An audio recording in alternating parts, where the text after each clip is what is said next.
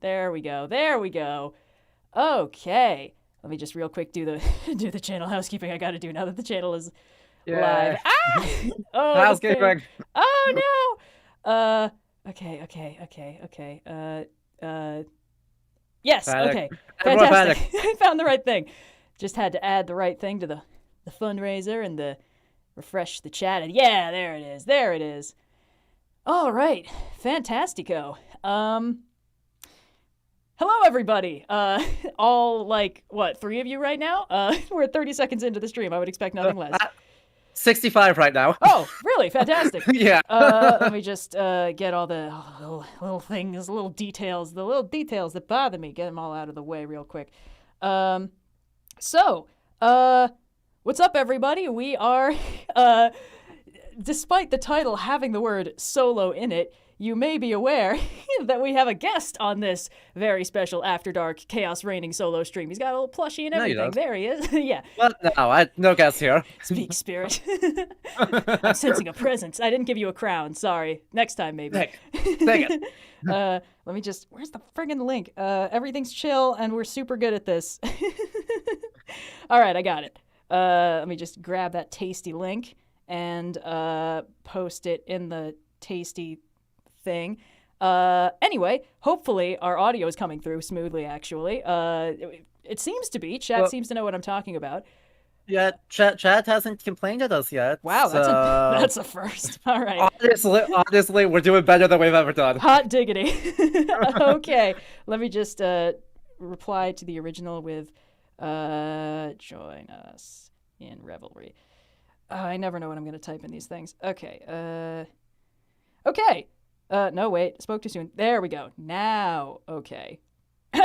So, the gist of this super fun After Dark-ish, depending on your time zone stream, is that we are going to be doing another Trope Lightning Round. Because I, for all my faults, many of which involve how much media I consume, don't play that many video games, honestly. Yep. Oh my god, Meanwhile, the are flying. which we love. We love to see it. Yes. But meanwhile, I'm the opposite. I don't watch a ton of TV, and what TV I do watch is Brendan Lee Mulligan actual plays. Yes. I mean, guilty as charged. I've been working my way through both Bloodkeep and Calamity for the last couple days. God, Calamity ruined me. I'm using Bloodkeep to detox from Calamity. Oy vey. It's super fun, though.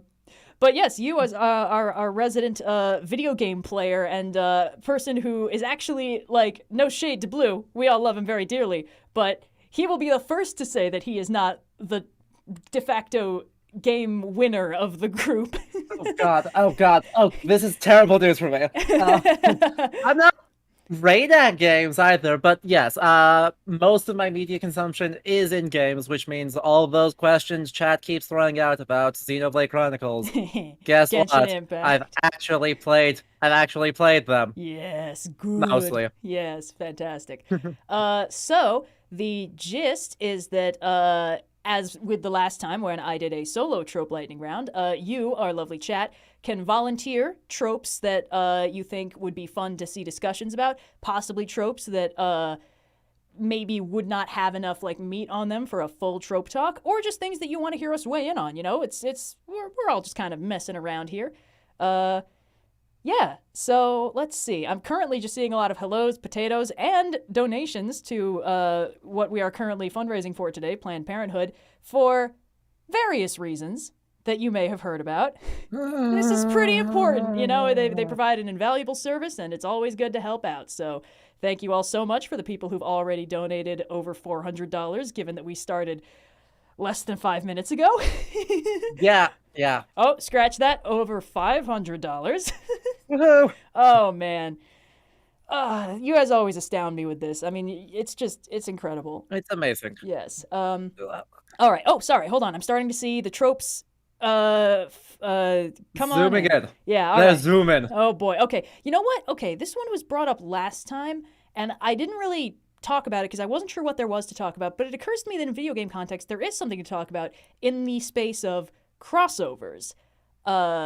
given that Yeah, much of my experience with video games that are crossovers is Smash Bros. And its ilk being one of my objectively favorite games to play. As yeah, yeah, we're going to play on stream it's gonna happen. eventually. I've been trying to 'Cause convince the rest. I will play Smash Bros. All day long if people don't stop. I finally have a copy of Ultimate, so I am down. Yes, good. It's yeah. I mean, look, as long as I can whip out my pretty anime sword boys, I'm happy. All right, that's all I I am. need for personal I fulfillment. I will fight you with the pretty anime sword boys because Yes. I am a Roy man. Oh, fantastic! Ike is my boy, so we Fair. we aren't even. I mean, for a while it was Marth, but then I realized I really like being able to hit like a train. But Yeah, exactly. in the context of like the actual subject that was brought up, crossovers are. I feel like in terms of a trope, they're almost. It's like there's nothing there. They're like a shell of something. Like Yeah. there are not tropes of crossovers because there are so many ways that a crossover can happen. Yep.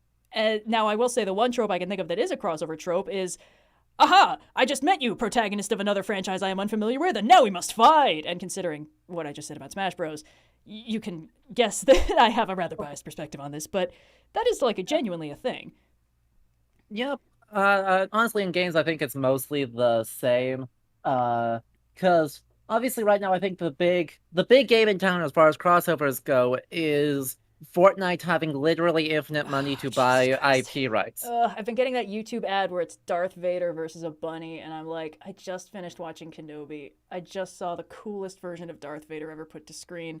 Why must you remind me of Fortnite? Exactly. So, unfortunately, I think that in games that still is pretty much the main use of crossovers.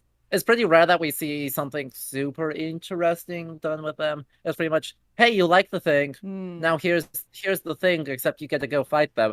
Yeah. Frickin', what is it? Nickelodeon has like Smash like coming out. Yeah. The trailer was Superman and Ultra Instinct Shaggy fighting against. Is that Nick? I mean, it could be. I don't remember who that was. I mean, at that point, I could be I don't almost remember who's anyone. making that. Warner Bros. It was Warner Bros. Yeah, you're right. Yeah. At this point, we're down to only 3 companies, so wouldn't really surprise me. I think the thing is like the appeal of the crossover is. It's the appeal of knocking 2 action figures together. It's like, oh, this character's cool. Absolutely. And this character's cool. What if they totally hung out? Like, it is cool. Like, that's a fun, it's like, oh, man, I like this character. I like this character. They're from completely different universes. They'll never meet. But I think if they did hang out, maybe it would look something like this. And that's how you get, like, fanfics and stuff. But you get things like, you got big shared universes. You get multiverses. You get, up until recently, things like DC and Marvel were not subdivided into different companies owning different chunks of it. Like while Marvel was in its initial death throes and it was selling off all the rights to its most marketable superheroes, oh, you guys get Spider-Man, you guys get Fantastic Four, you guys get X-Men.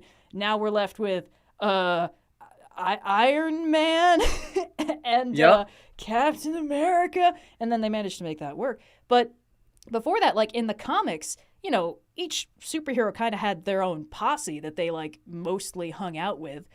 But, they could cross over. Like if you wanted, you could just have other people show up and it wouldn't even be an issue. It's like, oh, Wolverine's just chilling, but maybe we'll have Bruce Banner show up so Wolverine and the Hulk can fight or something. Or like, Spider-Man's just swinging around New York and, oh, let's hang out with Daredevil. It's totally chill. That's fun. And it is. Like, but it wasn't a huge thing because they were all just in the same, like they just hung out anyway. Exactly. Yeah. Right. I mean, Justice League works because the Justice League is a group that is well established and always shows up in each other's stories. Yeah, exactly.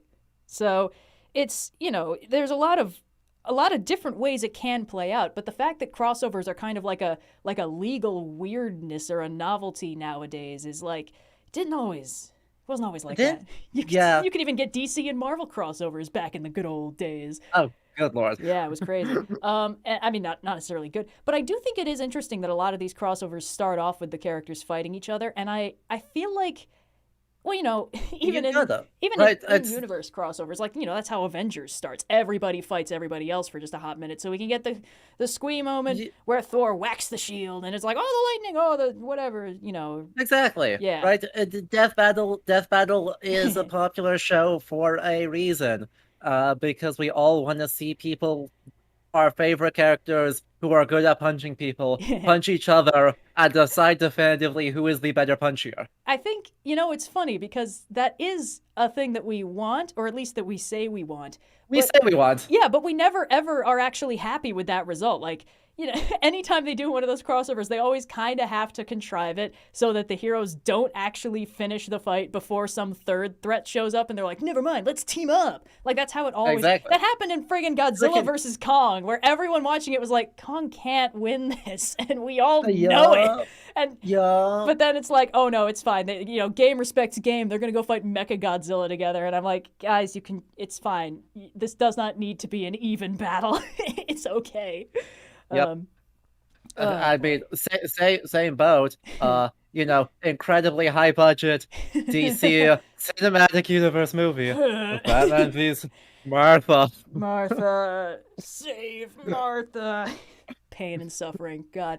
But I think there are ways that these crossovers can work that are fun. And honestly, the letting them fight each other thing is fun because you get to see all their special moves and how they work against another protagonist. It's kind of hard to contrive a situation in a single universe where two full-blown main characters will have an actual fight. And I think when it comes to a crossover like this, it's almost a foregone conclusion that the heroes are going to become friends. Because obviously, So, It's okay to start it off with them being like, oh, who's this weirdo? Oh, who's that dork? And then they go fight each other. And then afterwards, like, oh, actually, we have a lot in common on account of both being heroes of our own story. Let's go fight that other guy. And then, it's great. Exactly. Actually, the way you're describing that now sounds like it's just like the plot armor version of just Leader versus Lancer. Yeah. But often not as fun. Yeah. I mean, it kind of depends. It really depends on how it plays out. And I can, for something like this, we probably want to bring up specific examples that aren't terrible. I brought this up the last time I streamed, is that when someone brought up Generator Rex, I was like, oh, I remember. It had a crossover with, Ben 10, and I remember that being really fun. And part of what was fun about that is that they do kind of clash at the beginning, but for entirely reasonable reasons, and there's no, malice between them. It's just, Rex is like, oh, it's another creepy monster. It's my job to go stop it and turn it back into whoever it used to be. And meanwhile, Ben is like, I have no idea where I am. I'm going to go find my grandpa who knows what's going on. And then after he figures out, oh, I'm just fully in another universe. Nobody I know is here. That's kind of creepy. Rex, meanwhile, has figured out that he is not actually some kind of weird mutant and they're just besties. And then they're just kind of trying to figure out how to get him home. And I was like, yes, yes, my boys are friends now. We love it. And for my personal just favorite thing, I hope Indigo's watching from somewhere. Ninja Turtles is not my favorite franchise, but the creator of Ninja Turtles and the creator of Usagi Yojimbo are best friends. And for as long as those comics have existed, they've been doing fun little crossovers. And Usagi Yojimbo, I've talked about this before, is it's a comic set in a funny animal version of feudal Japan. The main character is a samurai who is also a rabbit. His name is Miyamoto Usagi. He's a joke on Miyamoto Musashi, and he's a rabbit. He's fantastic. Amazing. I love his character. He's such a fun trickster paragon. And one of the first things that happened, one of the earliest volumes, Leonardo from the Ninja Turtles gets randomly pulled through a portal, and it's a 4-panel comic joke. They're both fighting their way through just a big squad of ninjas. And then when they get through to the other side, they're just facing each other. And Usagi's like, oh, the last ninja. And Leonardo's like, oh, the last of these weird ancient Japan guys. And they charge each other. And then Leo gets pulled back to his universe. And Usagi crashes into a tree and just yells, I hate ninja. And that's the first crossover. That's all we get. But then they just kind of started bamfing into each other's universes on the regs and actually kind of became friends and figured each other out. I think the 2003 2D animated cartoon that Indigo got me watching a little bit has just 4 or 5 episodes where Usagi shows up, including some where he brings some of his supporting cast with him, and some where they go to his dimension and just help him out with plot stuff. And that's a really fun way to do the crossover because they're fully separate stories.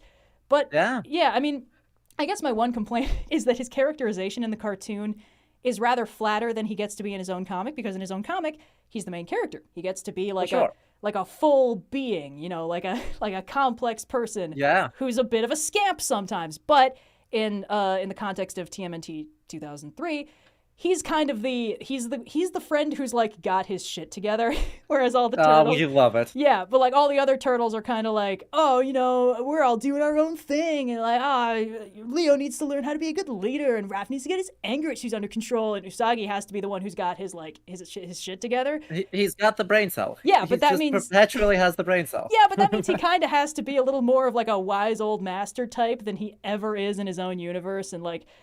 It's fine, but again, that's actually kind of a good indicator of one of the difficulties that you run into with crossovers, where each character can sort of get flanderized into a version of themselves that is the best kind of foil to the character that they're dealing with now. Like you said, a leader lancer thing. When you have two heroes crossing over, they're probably going to end up in sort of a mutual foiling dynamic, and that can mean they sort of lose some of their nuances that they'd be able to get if they were carrying the story by themselves. Yep. Well, on the flip side, that's kind of just good writing. You want to make sure that your characters actually, like, foil off each other and aren't just, well, I'm the hero. No, I'm the hero. No, I'm the hero. I'm the main guy, bro. No, man, I'm the main guy. It's my name on the title. Yeah, it's not that interesting. Hey, we're in my universe now. I'm in charge.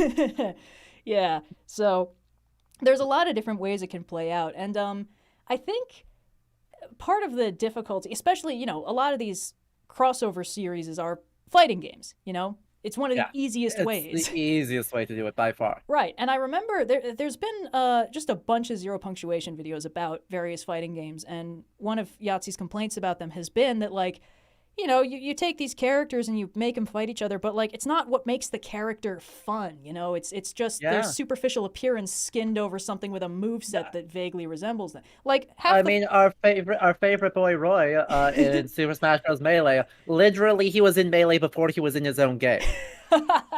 And so, literally no information about his personality was available, and so they just kind of recorded voice lines. Yeah. Because he was a cool anime sword dude.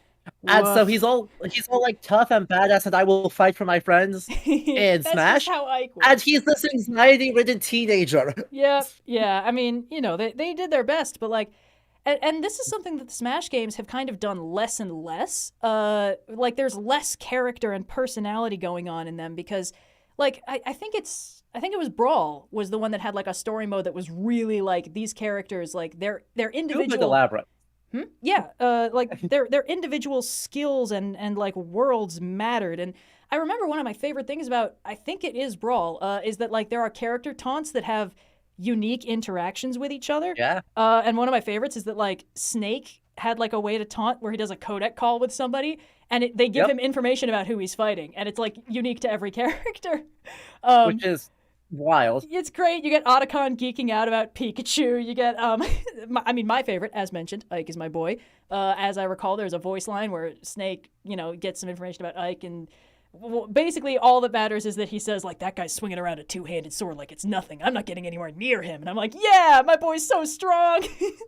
And it's just like, that's super fun, but they don't have that in Ultimate. As much as I love Ultimate, it's got such a huge roster. Like, there's no way you could really have that many, like, unique character interactions. It's fun and good, but, like, part of what made Melee and Brawl work was just that, like, if you cared about the characters that you were playing as more than just, look, it's a pretty anime sword boy, look, it's Princess Peach, then you could let them actually do stuff that, like, fit who they were, and that was fun. That made the crossover feel more legit. Because a lot of what makes a crossover fun is those little character moments where you're like, oh, of course that's what you'd think about each other. Like, of course that's how you'd interact. The things that you maybe couldn't predict but make sense in hindsight, those are the best character moments. Exactly. Yeah. Another shout out to Subspace Emissary, that Brawl story mode, for, giving you a ton of moments where it's just like two random franchises, and now you're playing co-op with those two. With cutscenes, with those characters. Yeah. So you do get a lot more of those than I think most video game crossovers actually give you. No, not so much. And I mean, obviously, it's such a huge pain to like program all those unique interactions. And I remember, like, there are games that try to have those where it's kind of weak sauce. Like, for a while, Injustice: Gods Among Us was like the new hotness in the fighting game series, etc., etc. Sorry, quick shout out to Dirty Blue for donating just a cool $250 all at once. Thanks. Casually. Yeah. Oh Christ, we're at 2.4K already. Yeah, wow. You know what? There was like a widget in here that offered to say when people donated. I don't actually know how it works, but we can try to add it and see what happens. Let's try it. Yeah, put it on the alert box. Yeah, all right. Let's see how this goes. Let's do it. We'll be drowned out by all the little dinging sounds of the alert box. Oh no, does it make noise? You can set it to make no noise. Okay. What height? See, chat. This is where the unfamiliarity with Streamlabs comes into play. I'm working on it. Okay. Yep. Oh, volume 75? Absolutely not. We're cranking that all the way down to Let's crank that to 0. Let's do 0. Let's just do 0. Yeah. Let's. Okay. Fingers crossed. This doesn't like die or whatever. We got this. All right. I hope everybody likes the default bouncing dinosaur GIF. Okay. Yes. Where is it? Oh no, it's huge. How do I make it not be huge? Okay. Hold on. Let me just. Okay. All right. We'll see if it works. Time to donate. Oh boy, it's invisible sitting in the. I mean, I guess it has to be invisible until. Okay, you know what? What were we talking about? Injustice Gods Among Us. That's right. Yes. So for a while, people would just go on YouTube and they would like, okay, somebody donated 5. Is the alert box gonna do anything? Okay, I don't know. I don't see it. Bye bye. Is it high enough up on the list? Cause yeah, it should be on top of everything else. Exciting. Oh wait, hold on. Source? No, that's not helpful. General settings. Technology. Okay, I have it for. Oh wait, donations. Tiltify donations, super chat. You know what? I might have gotten it wrong. Let's see if that worked. I set it to super chat, and I think a lot of these donations are coming through super chat. I don't know actually. You should, if you just turn like most of the things, it should show up. Yes. Well, I don't want it to do that if subscribers pop up. That might be a pain in the butt too. Yeah. Jeez. Well, anyway. In the meantime, yeah. I think we covered crossovers reasonably well. Oh, I right? mean, I could kvetch more about Injustice Gods Among Us, but yeah. But there's plenty to kvetch about with that game. Oh, yeah, absolutely. I mean, the thing is, like, you could find just on YouTube, like, compilations of all of the, like, clash lines from certain characters. And the thing is, like, sometimes they'd have unique bits of dialogue, but, like, you know, they just kind of... They'd all do the same animations. Everyone would do the exact same like expressions. Yeah. I don't know. I thought it was funny. It's very funny. Making games is hard, but also scope creep is real. Yeah. Don't scope creep. All right. Alert box is being a real pain in the butt. Okay. In the meantime. Yeah. I'm going to rant about a different one. Because earlier I saw the Accidentally Dad. And we do love mid-2000s the dadification of all video games. Oh, we love our video game dads. Because there was this moment starting around, I guess, 2008, where they were like, what if every protagonist was dad? Yep. What if they were just all dad? It was all dad. And there were some stories that are really good. Like God of War 2018. Oh, yeah. Really great storytelling. Really good family character drama. And then there were some where, like, BioShock Infinite, for some reason, we made Booker DeWitt a dad. Yeah, that was fun. It was like you think you're accidentally a dad, and then it turns out you were also the full blown actually a dad. The actual dad, like the. All right, what the heck is going on? I'm trying to Google how to get alert box working while you're talking. I'm sorry.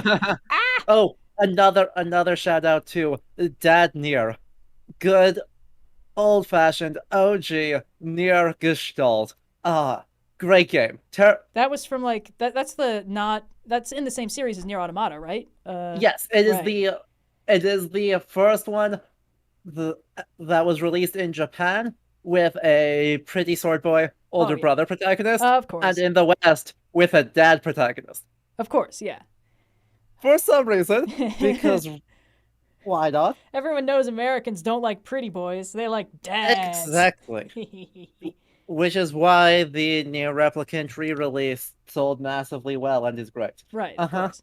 Of course. Of course. I love Pioneer too, but it still is it's just a very weird trope because I don't really understand what was in the cultural zeitgeist at that moment that suddenly everyone's like, we're sick and tired of these buff military dudes.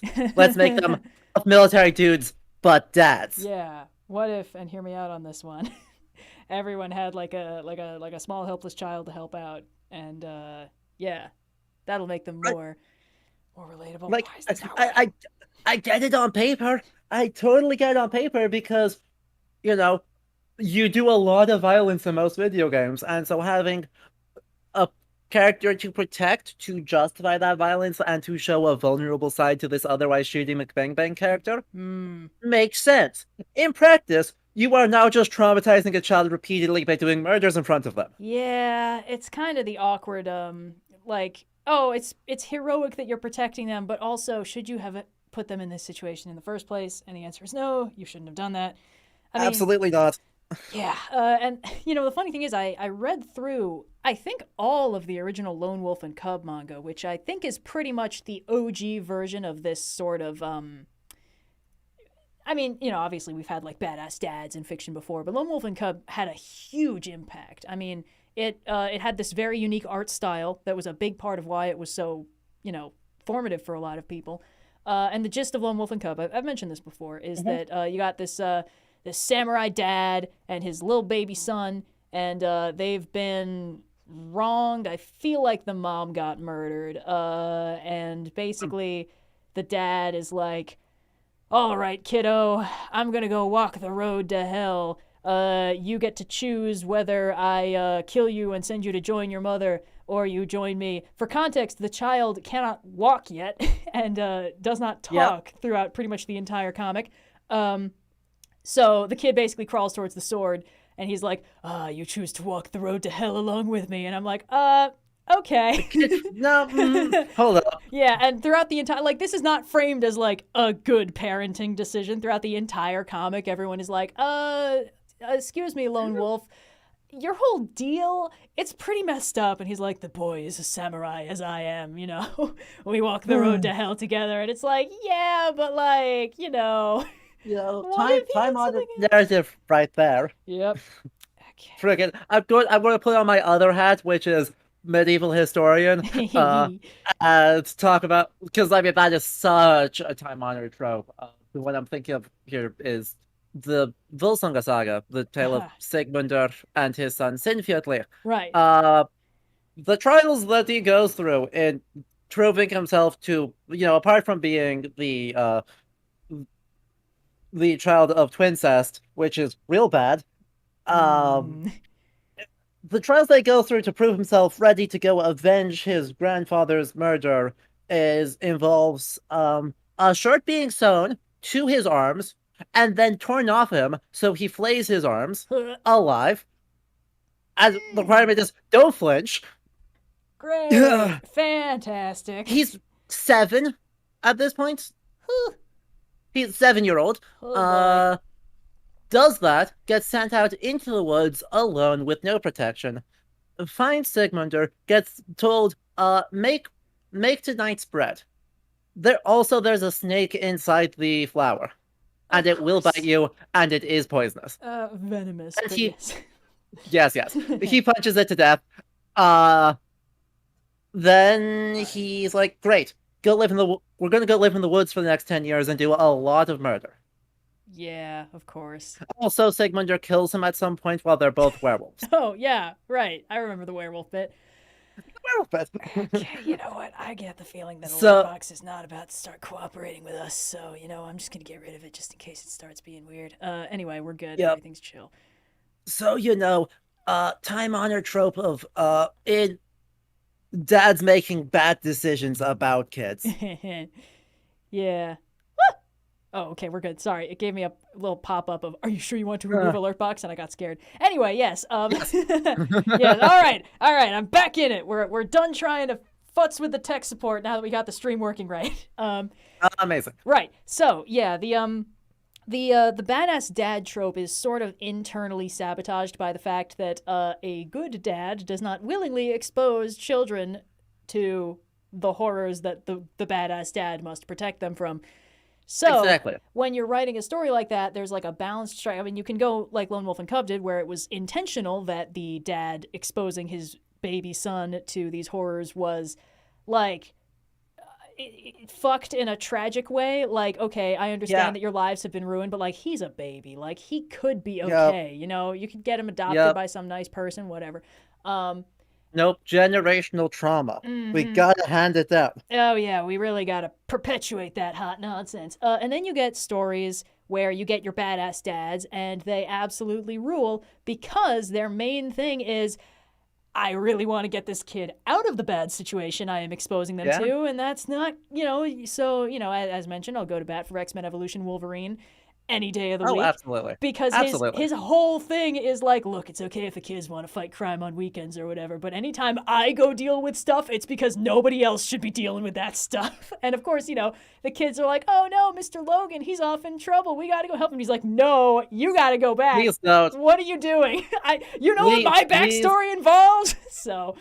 Please do not help. This will have a lot of blood involved. One of the best episodes is actually quite early, and basically the gist is that like Kitty Pryde and Nightcrawler accidentally stow away in the back of the Blackbird or whatever, the X-Wing, the extra, whatever the fuck, their spaceship, their fun, cool spaceship that they get to have because they're high schoolers, while Wolverine is like off trying to deal with like dark, traumatic, mind control backstory shit from the Weapon X program, and the minute he figures out they're there, he freaks out. In part because he spends most of that episode trying really hard not to get brainwashed by the bad guys into trying to kill them. This is a kid's show, for the record. So, yes. Oh, so good. And it's just, he's in maximum dad mode because he's like, no, I gotta go fight Sabretooth and like blow up a weapons lab. I can't have you kids around here while I do that shit. Like, oh, Mr. Logan. Yeah. We're just trying to figure out who's gonna take us to prom. It's like, yeah, that's the kind of high school shit you kids should be worried about. So. Yeah, but not on a spaceship right here, right now. Not when you're stuck in a ship with the guy with knives for hand and a brainwashing chip in his skull. Like, you don't really want to be doing that.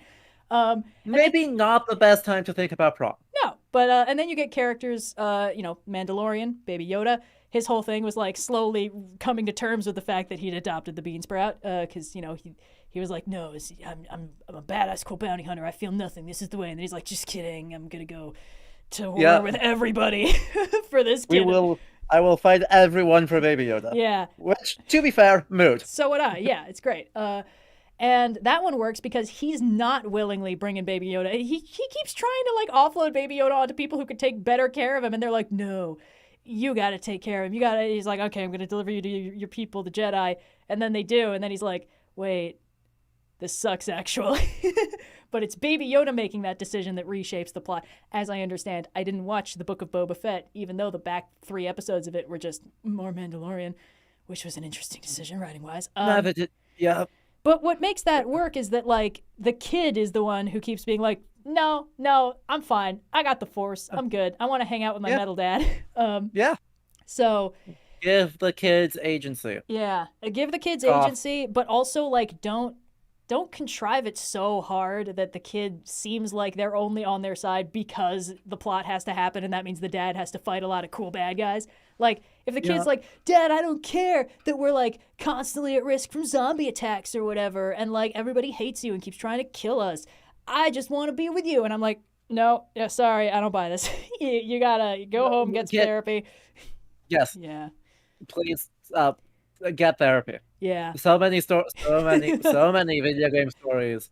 It would be better if there was one singular therapist. I would love that, actually. I would love a story The, where the the Last of Us protagonist. is a therapist. What I want to see is like a story where the protagonist is the therapist who's like shouldering the burden of helping out every like other protagonist in the galaxy. They got Oh, all the chosen ones and like some of the villains, and like the edgy Lancer keeps like disappearing off on his own, and then he just goes to the no, therapist. It's like, that yeah, that it's been a that little is rough. rule. Got a Raceteer style game, right? It's one of those like dungeons shop sims, but it's just you're the therapist. Yeah. I actually, you know what? I really like that idea of like the edgy Lancer who, you know, sometimes goes off on their own or is like, huh, whatever, I'll leave you guys. You guys don't need me for this or something like that. But they're just like taking care of errands and like talking to their therapist and like, you know, having a self care day. And then they come back like, all right, let's go fight the Dark Lord. Changed my mind, kid. I just think that would be cute. Um, yeah, I think we love. Oh wait, no. Chat's pointing out that's just Steven Universe, and Chat is completely right. How? Oopsie. Damn it. Yeah, that didn't work out so well for him. To be fair, he didn't Agreed. sign up for that. He wasn't the licensed therapist. He was just the baby they were trauma dumping on. Exactly. That does it. That's slightly different. Yeah. Leave, don't trauma dump on children. That's not bad. Yes, that is no bueno. We do not do that to kids. So I think the dad thing is, I guess the question of why it became so popular is an interesting one, but overall as a trope goes, it's a little bit, I guess, hit or miss because it really depends on the framing of the story convincing us that this person who we are supposed to be rooting for is not willingly exposing their child to danger, and that the child has some agency in the decision and isn't just like a walking MacGuffin that Yeah. the serious hairy dad needs to tote around. Last of Us what? Yeah, but she was so sassy, so it worked. Anyway, yeah, I don't know. Yep. I do think dads have gotten better in broadly stories, but especially video games the last few years, where Hmm. they've like realized how they can actually write dads that are likable. Yeah, yeah, it's odd. I feel like, well, you know, like we talked about in crossovers, a lot of them start off with "now we must fight," and I feel like with dads, they almost always start off with like, "oh, I don't even like this kid, get out of here," and then like they slowly like learn to love them. But it's like that often takes long enough that I'm like, kid, just get out of there, man. It's not worth it. Uh, so I think a lot of those dad characters, like they can be gruff, but they always need to seem like they have the character's best interests at heart. And a lot of these dad characters don't always do that, you know? Yes, Yeah, which is why what I exactly. liked about Mandalorian is like that was the point. Like for the first several episodes, he's like building up to what do I do, you know? I have to deliver the kid to the people who told me to get him. Okay, yeah, fine. But by the time he like does that, he's so attached that he's like, actually, screw this. Goes back, storms the entire place, breaks him out, declares basically war on the remnants of the Empire. It's great because we We love know it. we know he's building up to this. It's not a surprise that he's like, get out of here, kid. No. But then afterwards, it's like, oh, just kidding. This baby is mine now. Yep. And like I mentioned, you know, Wolverine in full dad mode is fun because he is a gruff asshole, but he's also fiercely protective, and that's never in question. Like Oh yeah. he's mostly just kind of a dick because he's like he's got his own shit going on, but he never lets it get in the way of like keeping the kids safe. And that means it's like, okay, so he's my favorite kind of a Lancer who's like kind of all bark and no bite. It's like they'll be Yep. kind of rude, but ultimately when the chips are down in any dimension, like they've got your back, you know? And I always think that's just great. Absolutely. In Yeah. that box also goes 2018 Kratos. Oh, yeah. Because literally 5 minutes in, we're already seeing like he does genuinely like Atreus. I just is really bad at like words. He's just so Real bad emotionally at words. constipated that he can't bring himself to like do anything supportive. Exactly. Yeah, I feel like Kratos is kind of a slightly he's like an edge case because that's true. Like the story goes out of its way to show us that Kratos cares deeply for Atreus, but it also goes out of its way to show us that Atreus doesn't know that. And like it's Yeah. because Kratos is so emotionally constipated and can't admit his own past or like anything like that that Atreus is, you know, kind of doing a lot of the heavy lifting in the emotions department. Sure is. And then goes slightly overboard. He goes a little power mad, but he just learned he's a god. It's okay. We expect this It's from a boy his fine. age. And let's be real, if they gave us spoiler alert Loki and they didn't let him do something a little bit evil, like we'd all feel very cheated. This is true, but we do have an entire other game that's going to get delayed to 2023 for him to do bad decisions. Yeah, that's true. Okay, let's see. Trope, let's see. Trope, the one who's good with animals and plants. That's, I mean, I guess, like, that is a trope. It's such a big one. I don't know if there's really much we can, like, the scatter plot of stuff that overlaps with that is so wide. I guess it's, you get characters that are sort of like druidy, hippie, in touch with nature types that are like, there's a wide spectrum. You get the characters that like are sort of friends with everybody, get along great. You know, the Disney princess types, where it's like, oh, you know, birds and like mice just pop out of the woodwork and provide them musical accompaniment to everything they do. And then you get the ones where it's like this person like can fully speak with animals and trees. You know, that's how you get like D&D druids. Pull an example out of nowhere. Well, yeah. And those characters, there's often, I guess the implication is often that these characters are like wiser than their peers. You know, they're unbothered by trivialities. Coming straight out of D&D, where they literally have a high wisdom stat. Yep, wisdom-based casters, baby, gotta love them, and especially because like D&D is a genre or a medium that rewards recklessness and charisma for the most part. Like, Sure does. If you commit to the bit and you do batshit crazy stuff, if you have a good DM, it'll often have fun results. So it is rare that D&D rewards somebody for thinking things through or being observant. And druids are some of the only like just wisdom-based. I think like wizards are intelligence-based. I want to say sorcerers are charisma-based. Allies are charisma. Bards are charisma. Yeah. I like how many of these are like, your power comes from your winning smile. I mean, you know, charisma's clerics are wisdom. Druids and clerics are the two wisdom. Which makes perfect sense. Yeah, I guess. It's an interesting set of decisions, but with this trope, you generally get characters that are like detached from the world of, you know, the civilized world. You know, they probably know how it works, but like, you know, they mostly hang out with like trees and shit. And it depends. You know, you also get some of these stories where it's kind of like these are characters that are unbothered by the trappings of civilization, and that's maybe not the best thing. Like, maybe the trappings of civilization are kind of important sometimes, and like the fact that they don't know how that works is awkward or something like that. But yeah, I don't know. I mean, I'm not really sure what else there is to say about this one. I'm a fan of the like sub-variant where it's the small child that is given all of these all of this like affinity for animals and plants. Oh yeah, Encanto style. Exactly. The one I'm specifically thinking of is Rydia from Final Fantasy IV, which is quality old retro cuts. But right, incredibly power Eidolon summoner.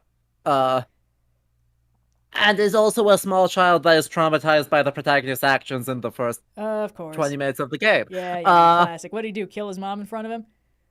Burn down the entire village to the ground. Close enough. Exactly. That was my second guess. But right, she fills that same role, but because she's a small child that we traumatized horribly, it ends up being incredibly sassy and actually like present in the plot. And like eventually forgives him and like time travel dilations to grow up, which is weird. Yeah, Final Fantasy and Fire Emblem both seem to like doing that a lot. I don't know what's up with that. Yep. But right, a good sub variant because the character is much more interesting when it is a sassy child variant who happens to also have this affinity rather than, oh yes, I just simply don't care about the about cities and urbanization. I think it has been interesting though that this character trope has sort of shifted in the last. Well, I think it's probably not. How to say? I feel like there were probably about 1,000 years or so where this character trope didn't really exist. Like you get pre-industrial stuff where it's like, oh, this this hermit or like this wise woman, this hedge witch or whatever, like they're in tune with that stuff. They understand herbs, you know, all that shit. They can turn into crows or something like that. And then, you know, you get a certain amount of like industrialization And it's just kind of like you build up to the Victorian ideal of, won't it be grand when we get rid of all this pesky nature out there? Ugh, so many bugs, so gross. Like their ideal vision of the future was like, none of that shit. We just do everything artificially. And then the immediate backlash to, Yeah. wait, maybe making things by hand is good, actually. And also, William Morris makes this whole like arts and crafts movement of like making things by hand is good, actually. And then you also get, you know, a degree of like I don't know if this is a spicy thing to say. It's baffling to me that the concept of an eco-terrorist ever existed. Like, how dare this person try to save the world? And obviously, you know, terrorism is bad. It's just like Poison Ivy. Like, she's one of the only villains whose characterization has not really changed since her first appearance. Her methods, her motives, they're all basically the same. But now she's like on the line between anti-villain and anti-hero just because there was a while, I guess, where the idea that humans could do irreparable damage to the environment was laughable and alarmist. But it's odd that this belief seemed to be about 30 years after all that nuclear testing we were doing in the 40s. So, like, what? You'd think we would have figured it out by then. But I guess that's around the time that you start getting like, oh, fuck, you get the year without a summer, you get the ozone layer getting fucked up, you get, you know, all those oil companies kind of aggressively covering up all the math they'd already done to figure out how bad things could get. The Exxon spill in the 80s. Yeah, and that sort of meant that there was just this, like, after probably like centuries of just not having the character archetype of, what's up, I'm really in tune with nature and like I know shit that you guys don't, you suddenly get, what's up, I'm really in tune with nature and that's bad, you guys know what's up. And then it was like, actually, wait, hold on, maybe this is good, actually. New updates, sources say that nature good. Certainly by 1997 with Final Fantasy VII, we have decided eco-terrorism is fine, actually. Yeah. And, you know, like, you got things like Ghibli movies, which had very strong, like, environmental undertones. Not necessarily environmental, I mean, Nausicaa had a pretty overt environmental message. It's not subtext in Nausicaa. No, and even in, like, Castle in the Sky, like, the one part of that movie where I'm like, I don't know about that, is, like, the whole, oh, we can't survive apart from the Earth. And I'm like, I don't know, I feel like the problem with that, with Laputa was probably not so much, oh, we didn't put down roots in the soil, but more like hubris and robots and like a giant laser and shit. I don't know, whatever. But, you know, you had these very overt environmental messages. You had this sort of like this understanding that the world we live in is really important and we can damage it in very serious ways. So protecting it is good. And that meant sort of there was this circling back around to people who understand herbs and shit, animals, all that jazz. They're wiser than us. Like, they know what's up and we don't. Yep. And I guess that's how you kind of got, you know, the modern day like druid archetype of you know, what's up, I'm soft spoken and chill, and I take the long-term perspective on everything, and I'm super in tune with like nature and animals like me, and I'm good with plants, and I'm just good for the environment around me, man. Do you think Captain Planet factored into this? It was never part of my childhood, but it does feel like it was probably important. I feel like Captain Planet is like an evolution point, but that pretty much everything is in place before then. It's the new synthesis. I'm sorry, not that. Shout out to the comment, Olivia Young. The problem with Laputa was you put nukes in the basement. Yeah, probably. Yeah, I'd say that's probably the bigger issue. Oh, you put down roots in the soil. No, we put down nukes in the soil, baby. Okay. Yeah. But yeah, being a historian, right? I think the aspect of that I would highlight is like the New Age and rise of neo-pagan movements. So that like there's a specifically ecological, like anti-Christian movement in the 70s that really bleeds into media, especially in Japan, quite rapidly. Yeah, that right. The amount of New Age stuff that gets translated into Japanese in the 70s and early 80s is wild, and we're still feeling that in JRPGs to this day. Huh, that's fun. Oh, right, sorry. Also, Alan Moore's Swamp Thing, another kind of early-ish big landmark in the, hey, Earth, you know, Gaia's vengeance, that's all kind of a thing we should be talking about. Anyway, let's see. everyone dies at the end of Trope, that could be fun. We could talk about Calamity. Oh boy. Oh no. Yeah, well, My soul. let's start with something softer and more painless like Rogue One.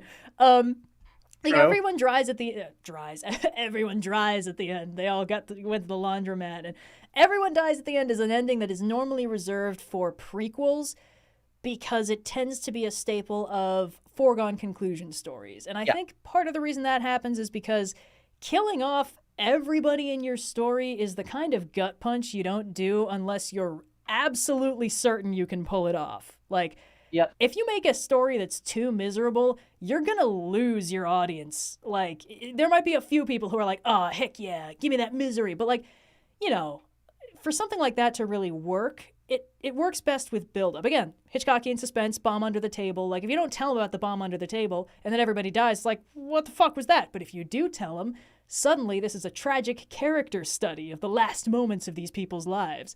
And you can get a lot of mileage out of just reframing that. So when you have some kind of prequel story of like, okay, everybody's fucked, here's how we get there, then you can do a lot of interesting stuff with that. And, you know, Rogue One, many Bothans died. I don't think these guys were the Bothans that died. But, you know, we know those guys aren't making it out of there. They could have, but they didn't.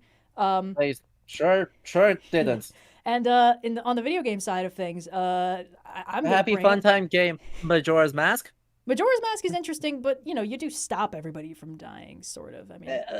Sort of. But the thing I wanted to bring up actually was Age of Calamity, the Hyrule Warriors prequel that promised to do that and then didn't. Didn't. And I'm mad about it. I was like, oh man, all this really saccharine stuff is going to turn the gut punch at the end into a serious wallop, and then they just all survive. And I was like, excuse me, what the fuck are you doing? Yep. I'm sorry, there's a zero punctuation thing. I don't remember which one, but he mentioned a game giving him misery blue balls, and that's kind of how I feel about Age of Calamity. It's like, you promised me that I would get to know all these characters and then see them die horribly. Yep. Yeah. But, right, I mean, I think in games it's typically reserved for the bad ending. Right? Because games have this lovely thing that no other media can do, which is you can have multiple endings. Yeah. And you can roll the credits after whatever ending. And so, like, that's... Yeah, it's... fine. Yeah. Right? Everyone can die, and the credits can roll, and then they tease you with a promise, but it didn't have to be this way. Yeah, that almost makes it worse, I think. But... I mean, worse as in hurts more, like more effective, like better writing. Oh, absolutely. Absolutely. I think it's, you know, it's a very interesting kind of thing to be able to do. You know, video games as an interactive medium can let you go to some pretty crazy depths. I mean, the other one that does this super effectively is, of course, Nier Automata. Oh, yeah. Nier Automata kills everyone off more than once. Yeah, but that game also makes you play it like 25 times. Exactly. Right? That's what it does, right? Is it kills everyone off. It kills everyone off again, but from a different protagonist. Of course. And then proceeds the story in which it kills everyone off again. And then you do that twice. And then you figure out there's a way to have killed everyone except for 3 people. And that is the good ending. Oh, so much better. Yeah, I mean, you know, there's a lot of those. That's okay. Humanity died 10,000 years ago, and they're just a recording on the moon these days. I knew it. They're just robots. I knew that was suspicious. You think I had the patience to play that game 25 times? I just watched somebody else play it like twice. I played it 25 times through twice. Woof. But yeah, the everyone dies ending, like, you kind of need to earn that.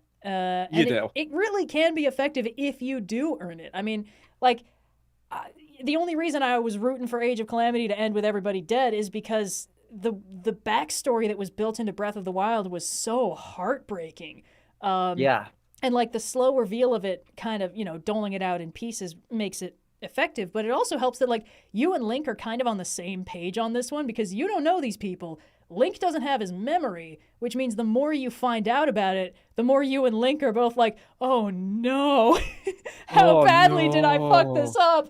And then, you know, sort of the fact that each champion is like, oh yeah, this one really kicked my ass. Show him what for, buddy boy. And you're like, yeah, I'll do it. I'm really sorry I couldn't do this for you 100 years ago, but I was busy going full crisis mode trying to save Zelda, which totally makes sense. And Yeah. and then you get, Age of Calamity's like, you want to know how it happened? And I'm like, yes, God, I want to know if the fan theory about the SOS beacons coming into the champion themes at different times is because that's when they signaled that they were under attack from the things. They're like, just kidding. Everything's fine, actually. You want to see the fix-it fanfiction ending outside of AO3? And I'm like, no, I wouldn't mind if that was relegated to fan art and AO3 and dream sequences. I kind of wanted to see everyone die. Yeah, and one of the things that I think makes these stories work is knowing in advance, like, these guys aren't making it out. Like, I was one of the people who was rooting for the Rogue One crew to survive because... Oh, I totally was. I mean, they could have. There were ways for all of those guys to make it out. The fact that they didn't was mostly just like, if anything, it kind of drove home like, wow, the rules of this universe are just different if you're a main character, huh? Yeah, they sure are. Luke, Leia, and Han never need to worry about loose grenades or, getting shot by blasters. Rogue One had the problem of, right, there was a couple of really satisfying ones, and then they were like, wait, we made the 5-man band too many people. Random grenade. Chirrut Imwe still deserved to use the Force. And it was a bummer that I was expecting that as he was dying, he was going to pull it with the Force, and I'm still bummed. Yep. It's fine, whatever. But the Rogue One, you could have done it different ways. I didn't really mind how they did it. Like, Rogue One is one of the only Star Wars movies that could be made basically perfect just by removing the earlier scene with Vader. I mean, there's like I think there's an Endovi Movies video about this. Absolutely. But earlier scene, I blocked that earlier scene with Vader from my memory because it's literally superfluous. And also, if the first introduction to Vader is Vader being badass, it's just right. I mean, it would be great if you didn't know Vader was going to be in the movie, but you're telling me you didn't clap when he went, "Careful not to choke on your aspirations, director." It got one slightly louder than normal exhale. That's something. It's probably more than they were expecting. But of course, when Vader lights up the hallway, everyone goes, "Yo! He's gonna murder those innocents!" That's half the fun of Kenobi, honestly. It's just watching Darth Vader be an unrepentant shithead. It's so cool. We love it. It's like, it's giving us the show don't tell of what Vader was before Luke entered the picture, and it's so important. Anyway, we were talking about fucking everybody dies at the end. That's right. And I think one thing that makes that work is knowing for sure that it's coming. Yep. And full disclosure, I am 3 out of 4 episodes into Exandria Unlimited Calamity. I have not watched the last one because I couldn't take that hit to my HP today before a long rest. All right, we know how this goes. I know the broad strokes because Tumblr could not stop talking about it. So I've got the spoilers. I know what happens, but that's kind of why I was waiting to start until it was done, because now I know exactly how this plays out. I know that it ends in a heartbreaking but satisfying way, and I know some stuff about, like, does everybody die or not? How does it go? Like, I know the stuff with Travis. So I can't. I'm not going to spoil it because it's all still too new. But also, it's too painful. Also, right, I mean, the last episode came out, a week ago? Yeah, basically. It streamed live.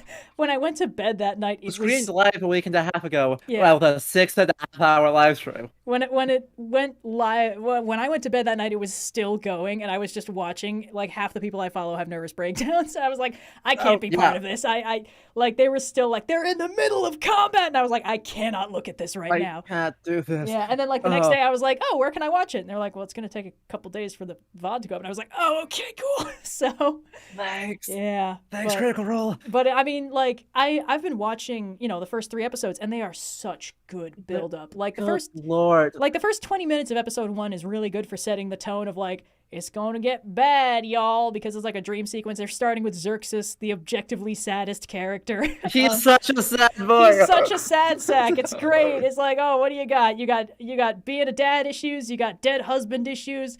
You got loss of faith in a crazy world issues. You got, it's a city of wizards and you're just some dude with a sword issues. And then everyone else is like, haha, more champagne for the gala. And then there's Travis, who's like, this city gets more dirty every day.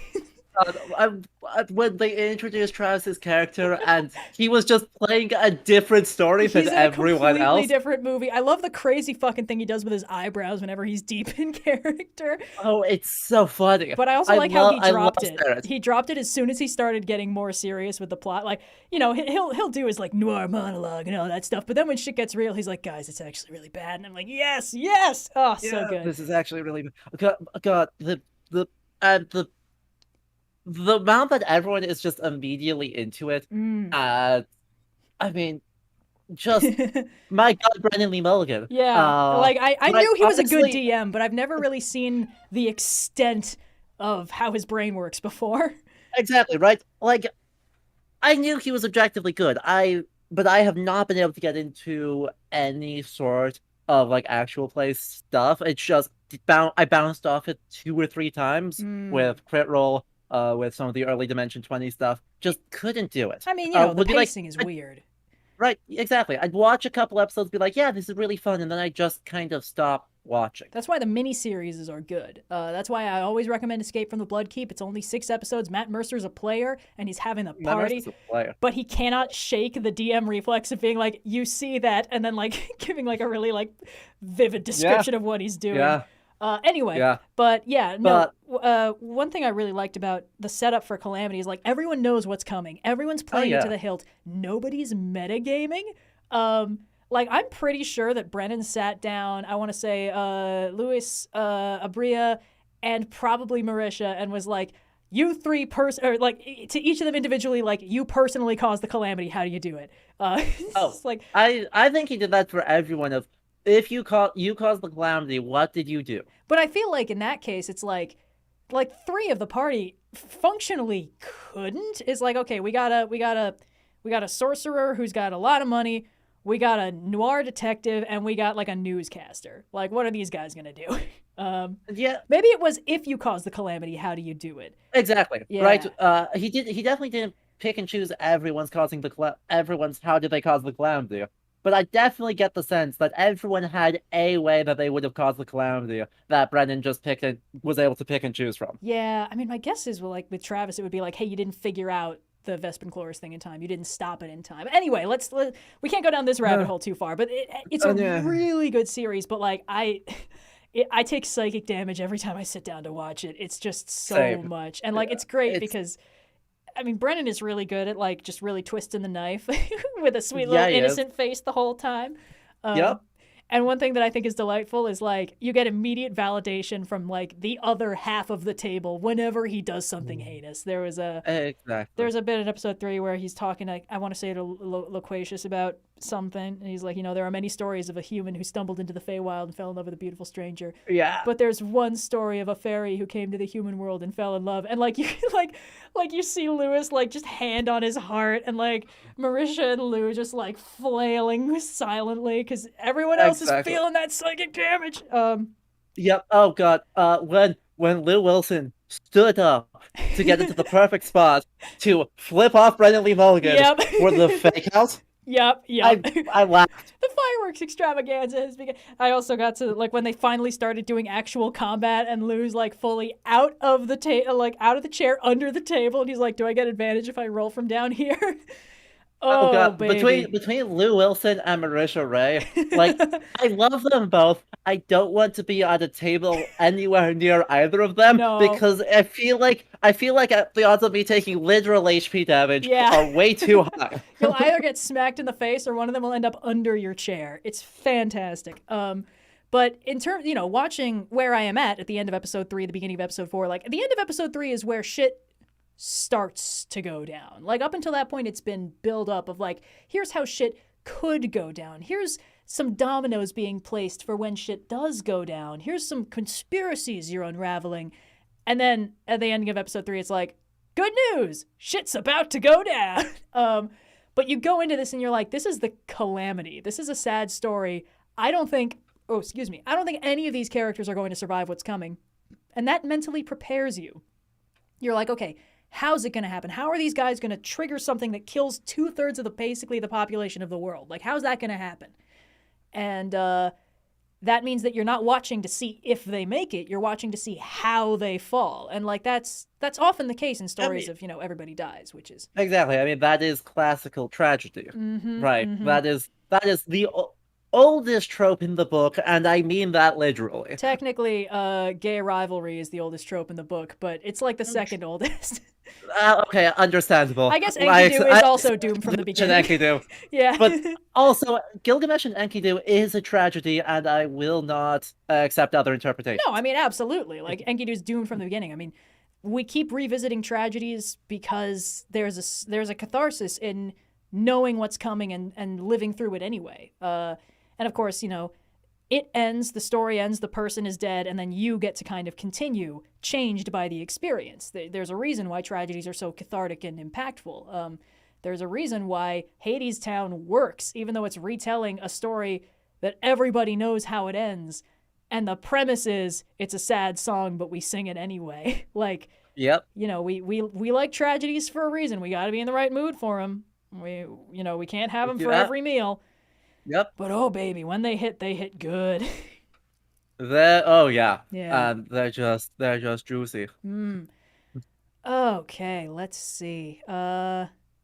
Boy, that one went on for a while.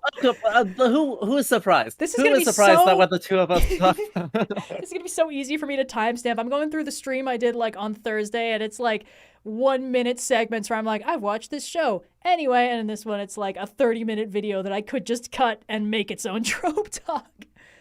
Oh baby. Okay, let's see. But that's kind of in line with a couple tropes I just saw. Trope talk, the precursors, and trope talk, old magic. So both of those sort of fall into the category of like stuff that existed before the civilization we have now, possibly lost knowledge. I was just talking to Blue about this today. I was like, oh man, the civilizations of the future are going to be so lucky to have ruins like these. Like, objectively, I don't want civilization to crumble, but oh baby, the overgrown, decrepit skyscraper look, it can't be beat. Aesthetic.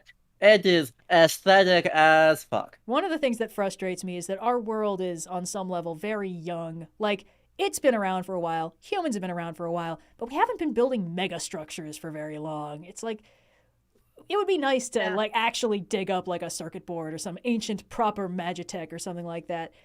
Which is why you get a lot of, like, fantasy settings where the world is almost incomprehensibly ancient. And there are game settings like that. Let me look up the name just to make sure I get it right. I mean, I could cite here your like detailed diatribe, Breath of the Wild, and that was like like 15,000 years old of like continuous human civilization. I found the tabletop game I was thinking of, Numenera. Is set in the very, very far future of Earth. The premise being that like civilization has risen and fallen countless times. Technology always advances in different directions, and then society eventually collapses. And you've got like layers upon layers of ruins and all this technology we keep digging up. We don't even know what they used to be used for. All the infrastructure that used to be there is gone or turned into something weird. There's like nanite storms that ravage the planet randomly. There are whole continents that were clearly reshaped. There's been like portals to other dimensions opened at various times, all that stuff. And just the idea of like, this civilization is so old that there's just so much shit piled up that like nobody knows what any of it does. Nobody can ever untangle the true original purpose of a lot of this stuff. It just does stuff, and we just kind of have to figure out how to use it.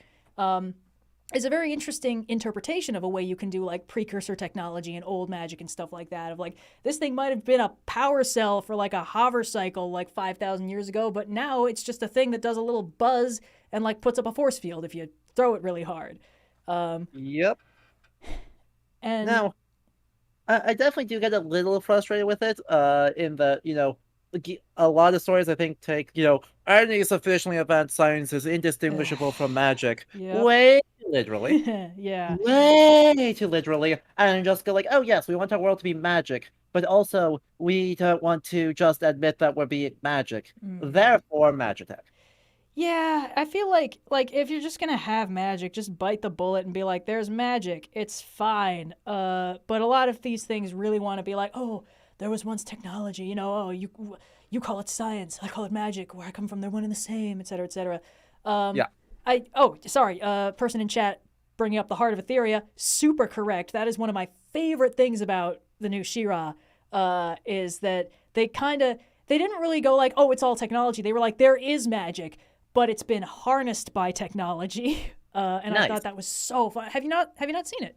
You should watch No, it. I actually haven't. Oh, I know. well, I do recommend it, but one thing I really like about it is that it's internally consistent.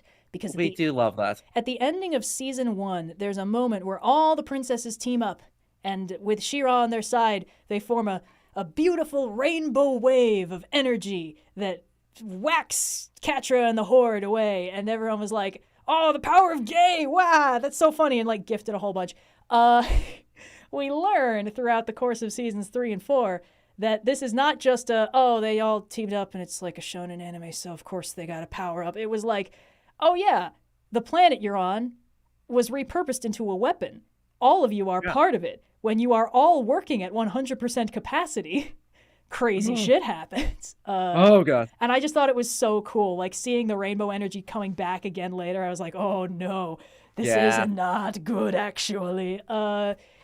And it's clever because you miss it initially. You're like, it's magic, you know. It's friggin' based on She-Ra from the '80s. It's the same He-Man universe, you know. Stuff just happens to service the plot. But then it's like, no, this is the 2020s, baby. We actually make things make sense here. Amazing. Yeah, We love it. Right. Even though I haven't seen it, I do love the fact that they like, there's like wave of like mid-2000s reboots where they were just like, old thing was weird, but I grew up with it. Let's try and make it continue to be weird. Some of them worked. And then there's sometimes it works, sometimes it didn't. But then there's like the current wave where they're like, well, let's do that again, but like actually tell competent stories. Yeah, some of them are trying. I mean, like some of these things. Some of them, yeah. They've been trying to reboot for ages and ages. I mean, there were like 8 or 9 versions of Voltron before we got the one that was like 80% good and then collapsed into a tire fire so massive it formed its own black hole and sucked its fandom out of existence. Yikes.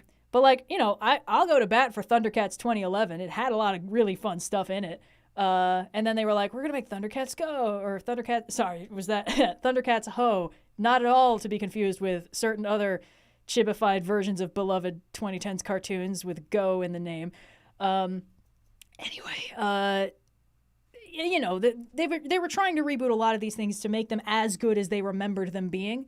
And I fully respect that. Like, that's a very ambitious but understandable desire. You know, if something was really formative, you want to kind of validate that, or at least take what it gave you and turn it into something really fun. And one thing that I like about the new She-Ra is it has basically nothing in common with the original She-Ra. It is the story you would tell with the action figures from the original. Oh, absolutely. And like you can almost see like little N.D. Stevenson with like the the She-Ra and the Catra figurines. Like, no, Catra, you belong by my side, but we're enemies. I don't know. I just think it's really cute. That's a very good mental image. I like that. I mean, that's kind of the vibe I got. And the characters are redesigned in ways where like they don't all have the same toy body type and all that stuff, and everyone kind of like reflects their personality. And I don't know. It's a very fun show. But one thing I really like about the world building is it's sort of like a semi-soft magic system in that there is magic can just do shit, but there is also like a system of magitech in place that harnesses that magic to do specific shit. And a large part of the final season is essentially releasing the magic to just be able to do shit. Anyway, yeah. Yeah. Yes, good. Whoop. We just crossed 5K. Let me just change Oh, more boy. gold. Yes. In the meantime, different tangent on the same topic. Good, yes. Lieutenant Cole Hammond said, I wonder if one of the earliest cases of we're living amidst the ruins of an older, more advanced civilization trope came from writers where that was actually the vibe. Rome, Egypt, etc. Can confirm this is a thing in medieval literature. Yeah. There's an Old English poem called The Ruin. Ooh. That is probably talking about the ruins at Bath. So, Roman ruins, talking about the majesty of these crumbled towers, Then you also get a bunch of like Welsh and Irish writers talking about Roman ruins that attribute them to giants. Right. Geoffrey of Monmouth attributes everything to either Merlin or giants or both. Of course. Right, Stonehenge was made by Merlin, hauling things from Ireland, from the land of the giants, which is Ireland. Yep. So, that is actually a real thing, but its modern iterations are radically different from these, like, medieval origins and look much more like 19th century antiquarian instincts, right? Napoleon looking at the pyramids and being like, oh, yes, look at these ruins of this great and ancient civilization that he actually knows quite a bit about because he was a nerd. Yeah, I mean, when you're preserving that kind of history, the stories change. It's no longer, we don't know anything about these people. It's like, we know about those people and how they fell apart. And, that's how you kind of get back exactly. to yeah. I mean, it was weighing heavily on the minds of some of them Victorians and their ilk, Ozymandias. Yeah, exactly. Look on my works, ye mighty, in despair. Yep. Pair that up with, and Alexander wept, et cetera, et cetera. Exactly. A lot of these mindsets. It's funny. Every time an empire hits the height of its power, they're like, "Oh man, it's crazy how many people have tried this in the past and they all failed, but we totally nailed it." And then 100 years later, when they've swapped out rulers a couple times and everything's starting to fall apart, the historians are like, "Shocker." Anyway, but yeah. I mean, it's an interesting space of tropes, and I like how old it makes a setting feel. There's just a lot of fun stuff you can do with it. Yeah, it is super fun. I am a fan of it. Actually, I'm going to derail this one more time to yell about... I haven't had a chance to yell about Souls-like games yet, and I'm absolutely going to do that. There it is, yep. Because this is literally the entire storytelling premise of every Souls-like game is this trope. It is just this trope. Oh, yeah. I mean, you got those ancient massive cathedrals that look like they were built for somebody 15 feet tall. At least. Yeah. And then you kill the person who is 15 feet tall, at least. And then you're left going, wait, what? Yeah, whoops. We just did that, didn't we? Oopsie. Well, guess we're going to read the item descriptions. So, I'm mad about it because I am sick and tired of this trope because we're going to talk about Elden Ring chat. Oh. Hello. Delicious. Because it is also just that trope because every Souls-like game, especially every FromSoft Souls-like game, does this same storytelling thing where the player arrives 95% away through everything interesting that will ever happen in this world. Yeah, that I don't want to immediately derail. This is going to be pretty short, but do it. Not to again bring up a zero punctuation thing. The man has 10 years of hot takes, and they're all good. What do you want me to say? But one of them he brought up was this piece of writing advice he'd heard, which was, is this current thing that's happening the most interesting period in your protagonist's life? And if not, why aren't we covering that? And I feel like that's the case with a lot of these settings. It's like, look, it's cool that we're dealing with this new civilization that's risen from the ashes of the old one or whatever. But if we're in the waning days of a dying empire and nothing cool is happening except taking out the trash, why are we here? Exactly, right? It's because this is far and away the most interesting part of our lives being the protagonist player. Right. But it's far and away one of the least interesting times of the world's life. Because there is that very, very bland, generic, not good narrative, this is my hot take, about George R. R. Martin having a bunch of petulant demigods who just need a therapist. So, dealing with all of their trauma by committing genocide. Classic. We are now, question mark years later, where everything is starting to crumble, and also all these demigods still need a therapist, and are still engaging in genocide. But now there's one of the demigods has enlisted magical eldritch powers in order to summon a bunch of heroes to try and kill all of the other demigods and become Elden Lord. Right, classic. That is the lore, and then the actual gameplay is, wow, this is pretty. Well, time to kill everything. It really feels like in the Souls-like games, the lore has to exist to hold the story together and because of who the writing team is and stuff. But, it really just exists to justify a setting where it's go everywhere, kill everything, everything's kind of gross and rotting. Yes. People who talk about the Souls-like games being great are oh, they've got great atmosphere and they play really well. None of them are oh man, the scintillating lore. I always just wonder why there's that wolf with a knife. I there's mean, Body Vidya has made his entire career off of the lore. well, yeah, but if So you need like a video series to explain the story of a game you're playing, the story is clearly not the selling point of that game. fair. It's like, Yeah. everyone likes the atmosphere of Hollow Knight, and the Hollow Knight story does of the exact same thing. yeah, exactly. And like the story can be gleaned, I guess. I mean, I read the wiki and I was like, I don't really understand what's happening. I guess the light's bad. Okay, cool. But like, Exactly. people like Hollow Knight because of the way it plays and the cute art style, like, or the cute The grotesque art style, the bugs. bugs, yeah, the cute little bobblehead bug that you play, all that good stuff. And it's like the story has to exist, but I think that your point about like the story is not the strong part, and it's more like it's just the connective tissue, the little bit of goop holding the Exactly. pile of like mechanics together. Yeah. And even Oh more my accurate, god, like sorry. the Epic Green I Elf just donated $500 all at once. okay. Thanks so much, man. But yeah, right. I feel like we need to distinguish a little bit between the plot and the right. There's like two simultaneous stories being told. And one of them is the story that already happened that you, the player, experience by piecing together retroactively by playing like you're an archaeologist. Mm. Right? You just play pretending archaeology in a virtual world, and that kind of slaps. Well, I That's why I play Souls-like games. That's what I like. I love Hollow Knight. I do genuinely like all the Souls games. It's just right. The actual plot yeah.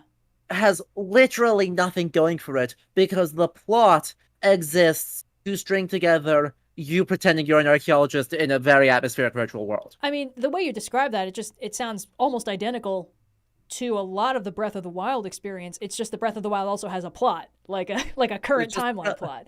Yeah, has a current timeline plot and also, more budget for writing characters that aren't horrible people. Yes. I'm sorry. Chat has just volunteered an interesting challenge. Explain the trope that keeps making the Kingdom Hearts series so confusing. Huh. Yeah. Give me a sec here. Because I think it was brought up earlier. Right. I think the thing that was brought up, there was one that like the powers that stand aside and only observe but don't interfere was something that was thrown out in chat. Oh, yeah. And Kingdom Hearts is the story of what happens when the people who stand in the shadows and only observe and don't interfere forget that they're supposed to not interfere. Really? And then they exclusively start interfering, and things get more and more confusing because right, Organization 13 is set up like it's just the people who lurk in the shadows and observe. Well, yeah, and then but they're also evil, right? Like, I thought that was the whole thing. They're also evil, and so it turns out the point is that they're supposed to be manipulating everything and actually interfering the entire time. Uh-huh. And the moment you do that, you have to actually explain the organization that lurks in the shadows. And now we're 15 games deep. Well, I feel like, from bear in mind, I've never played a Kingdom Hearts game in my life, and all I know about it is the Barry Kramer video explaining it, and then the other one about Kingdom Hearts 3. But Valid. I feel like the problem that I've observed with it is just that, like, they are spinning so many plates. It's like, we got the Disney boys, we got the Final Fantasy boys, but not like the actual ones. We just really not anymore. Kingdom Hearts 3 cut every Final Fantasy character, and Nomura has said they are not important. Aren't they? Okay, sure, why not? But like, all I know about that is like that's not their actual characterization. It's just like their character designs and like different stories about them. Which is, whatever. It's okay. So this is someone's like huge crossover fanfic. Whatever. Yep. That's fine. But it's okay. So you got Disney. You got Final Fantasy, but maybe not. You got the internal... OCs do not steal. Right. You got the internal lore of Kingdom Hearts itself being like, oh, it's multiverse shit and, keys, stuff like that. I don't know. Those... Who cares? What I don't fucking know. Yeah, nobody does. And the stuff about like, oh, heartless and like nobody's and shit like that. And there's darkness or something. I think that's like the existential threat. Of course it's darkness. Yeah. Why am I even asking? And what this means is that like Kingdom Hearts is clearly trying to tell its own story about heartless and nobody's and all that shit. And then also they have Disney. breathing down their neck, which is why, the princesses du jour seem to reshuffle, because it's like, oh, we're not doing Sleeping Beauty anymore. We're not doing Snow White or whatever the fuck. No, we're doing Frozen and Tangled and Moana, maybe. Yeah. And it's like... Freaking, Toy Story. Yeah. How many years after there's been a Toy Story movie? Yeah, something. Woody facing off against Sephiroth. I don't think you have any friends, mister. Good shit. I don't know. I feel like it feels like someone's weird ascended, like, cursed child style fan fiction of a franchise that didn't exist before it started, and now it's just it's like it's bending the knee to so many different corporations that, like, there's no way it can pull a coherent story out of it, because it's gotta fit the Disney brand, baby. It's got, yeah. And the Disney sure keeps does. eating brands, so, like, what is the Disney brand anymore? Oh, did they already bring in Star Wars? They must have, right? Like, they didn't in Kingdom Hearts. They didn't bring in. I don't think they brought in Kingdom Hearts 3. There's still time. Don't worry. There's gonna be 3 spin-offs before Kingdom Hearts 4. Don't even worry about it. We're gonna get a lightsaber on that Keyblade. It's gonna be great. I don't know. I feel like the problem. Wait. Oh, did they mention in the Kingdom Hearts 4 trailer? There is a Kingdom Hearts 4 trailer. What already? Is that allowed? Yeah. They made Sora's shoes normal sized. We all freaked out. That feels wrong. It is wrong. I don't know. I feel like the problem with Kingdom Hearts is that it's doing way too much stuff. Like, if it had a simple, like, point A, point B plot, that would be fine. But it feels like every time they don't know what to do, they just add 15 more characters, which is the problem I had with Bleach after a while, Yep, same. Oh, yeah. Chat corrected me. The one I was thinking of is that they've confirmed a Big Hero 6 world, and I was like, and I was, for some reason, was like, oh yeah, right, that's the right vibe. I mean, I get, I'm amazed that they haven't already tried to announce a TV show for Kingdom Hearts. Like, Disney's terrified of ever making less money per quarter than they made the previous quarter, and they always spin off a million things from the last thing that was successful. And the Kingdom Hearts fans are going to buy anything Kingdom Hearts puts out, like, for the next 30 years, just out of malnutrition, I guess. So, I don't know. I feel like that, Disney would have a good 10 years before the last of them finally wised up and stopped paying for it. True. Yeah. True. God. Chat needs to stop talking about Sora's feet. I can't do this. Oh, no. Look, I exist in Kingdom Hearts solely to yell at the terrible pun that is the Keyblade. Wait, how is it a pun? The Greek letter key. Oh, that Keyblade. Yeah, you understand why I didn't immediately make that connection. Exactly. Yeah. I swear they made 3 games to build up to that fucking pun. I feel it's more likely that what happened is someone on the 500-man writing team, one of the monkeys on the typewriters, was like, holy shit, did you guys know there's a Greek letter called key? And they're like, oh my god, we gotta do some shit with it. Like, sometimes when you're writing, you have, like, an idea, and then as you work through it, retroactively, you're like, oh, I can tie this in with so much shit. And they're like, it looks like an X. You know how we got everyone wearing so many belts? We're gonna put it in there. It's just like, yeah, do it. They thought it was clever. And on paper it is. It's just also fucking stupid. Stupid. Oy, okay. Oh boy. Person in chat, Sora's OnlyFans coming out in force. No! Okay. Isn't it pronounced like Kai? No. Yeah, probably not. No. Okay. I know modern Greek pronunciation is... I don't remember which one is which. One of it's either Attic Greek or modern Greek is key. I feel like it's supposed to be modern Greek. But it's not in the other one. Sorry, person volunteered a quickfire trope we can talk about. It's the old person carrying a ridiculous amount of concealed weaponry trope. I always love this trope. This is the number one way to make me love a character. Oh, yes. Also known as every RPG protagonist ever. Yes, but they often don't get called out on it. It's always funny. No, they don't. Yeah, like, because in video games, it is expected that you have a ridiculous carrying capacity for the purposes of, the game not being unplayably frustrating. Exactly. And so that means that, like, you just have, your massive sword and your other massive sword and your 3 backup bows all stowed in hammer space or whatever. And that's always fun. But what this trope shows up in is when you have like a show or, a movie where you have a character who is badass in a very chill way and they just are always armed in some way. Like that, I think I actually talked about this in the Powerhouses trope talk. There are like 3 different classes of powerhouse. Someone just kicked us over the edge to 6K. Very nice. Woo! Thank you very much. It's that you have the powerhouse who has no weapons because they are the weapon. That's my Elliot Spencers from Leverage. Everybody should watch that show. You got the ones that have like one really big weapon that nobody else can lift, which is always fun. And then you got the one who's got just a fuck ton of weapons all over them. Like, this is the person who's got, like, they've got the knife in their boot. They've got the hand crossbow on their belt. They've got, like, the 3 other knives in their hair, all that stuff. And then, in any circumstance where they're in trouble, it's like, you gotta, you gotta, or like we're going to a fancy party, you can't bring in your weapons. And it's like, okay, so it's like, okay, here's my super heavy weapon. Here's my iconic sword. Here's my bow. And then you got this person who's like, all right, here's these knives. Here's my mace. Here's the rocket launcher I keep down my dress, et cetera, et cetera, et cetera. And then, of course, when shit goes down at the party, they will inevitably still have at least one weapon on them. And it's it's such a fun, beautiful little like indicator of hyper competence. And it's just so delightful. Yep, and shout out Ronan Dex in Stargate Atlantis. I was gonna say, my boy Ronan.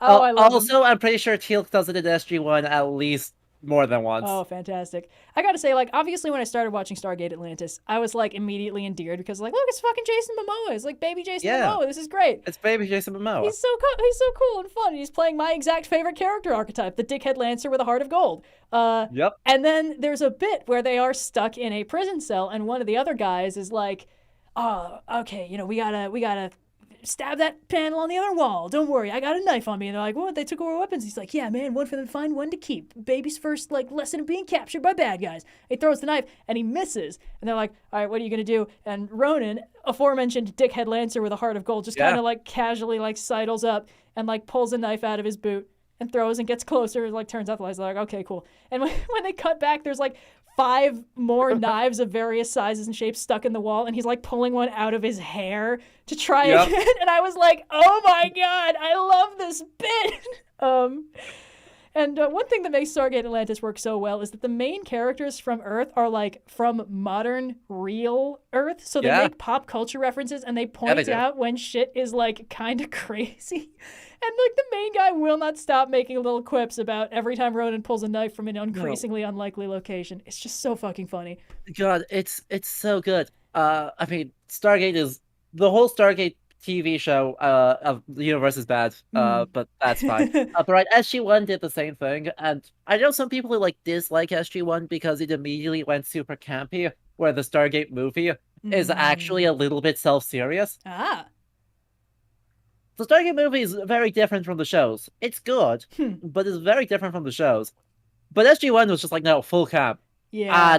And I love it. I mean, look, Jack O'Neill is MacGyver. There was no way it was not going to be camp. Yeah, no, absolutely. I mean, like, I kind of stopped watching Atlantis because I looked ahead enough to find out, like, this gets pretty stupid. I'd rather have fond memories of the good moments. Like, there are some shows that really benefit from binge watching, and then there are some shows where it's like the quality is really shaky. Like, it really depends from episode to episode. Honestly, the true Stargate experience. Yep. Starts bad, gets good, rapidly gets bad again. Yeah, so I think I tapped out of Atlantis at the right time.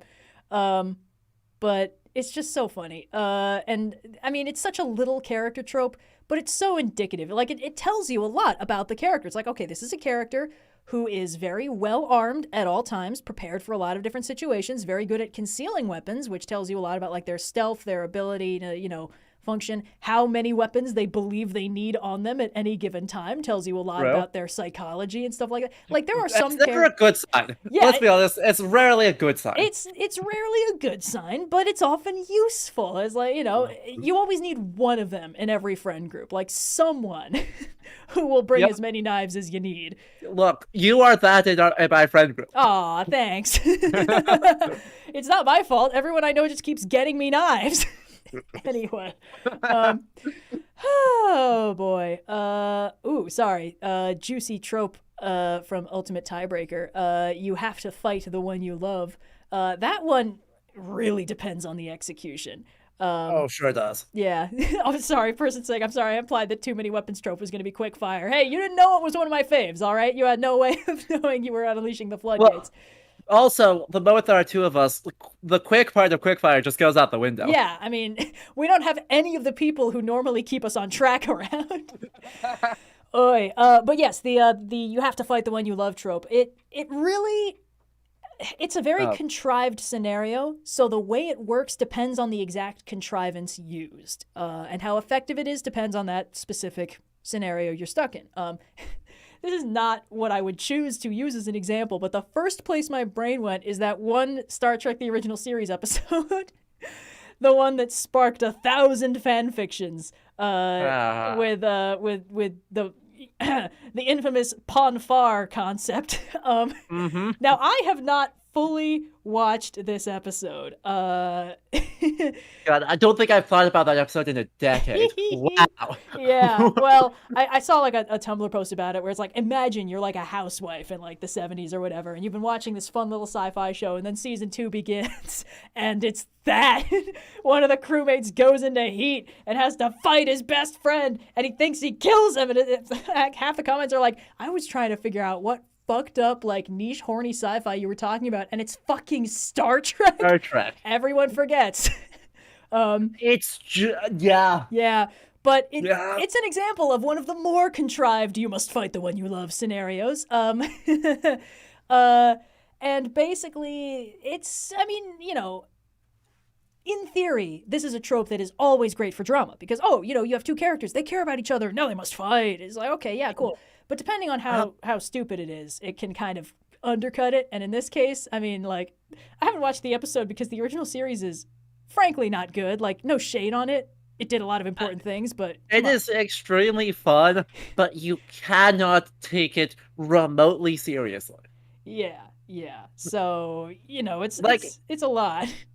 If you're looking for the quality of storytelling of, later Next Generation, Deep Space Nine's, like, actual character drama. Yeah. No. None of that.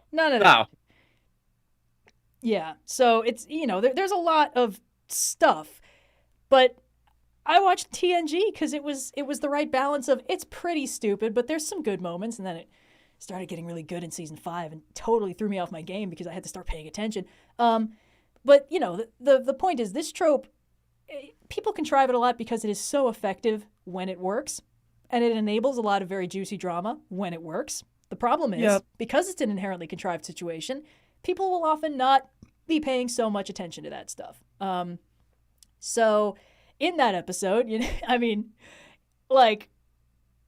about 1 million reasons why that episode is some hot nonsense. We're going to take the most coldly logical member of the crew and make him go into literal actual heat and then fight his bestie. And then he'll like come down from that because he thinks he killed him, and then afterwards he'll be fine and we'll never speak of it again. There are no straight readings of this situation. No, absolutely not. Fellas, what if you had a deadly biological urge to mate and we were both boys?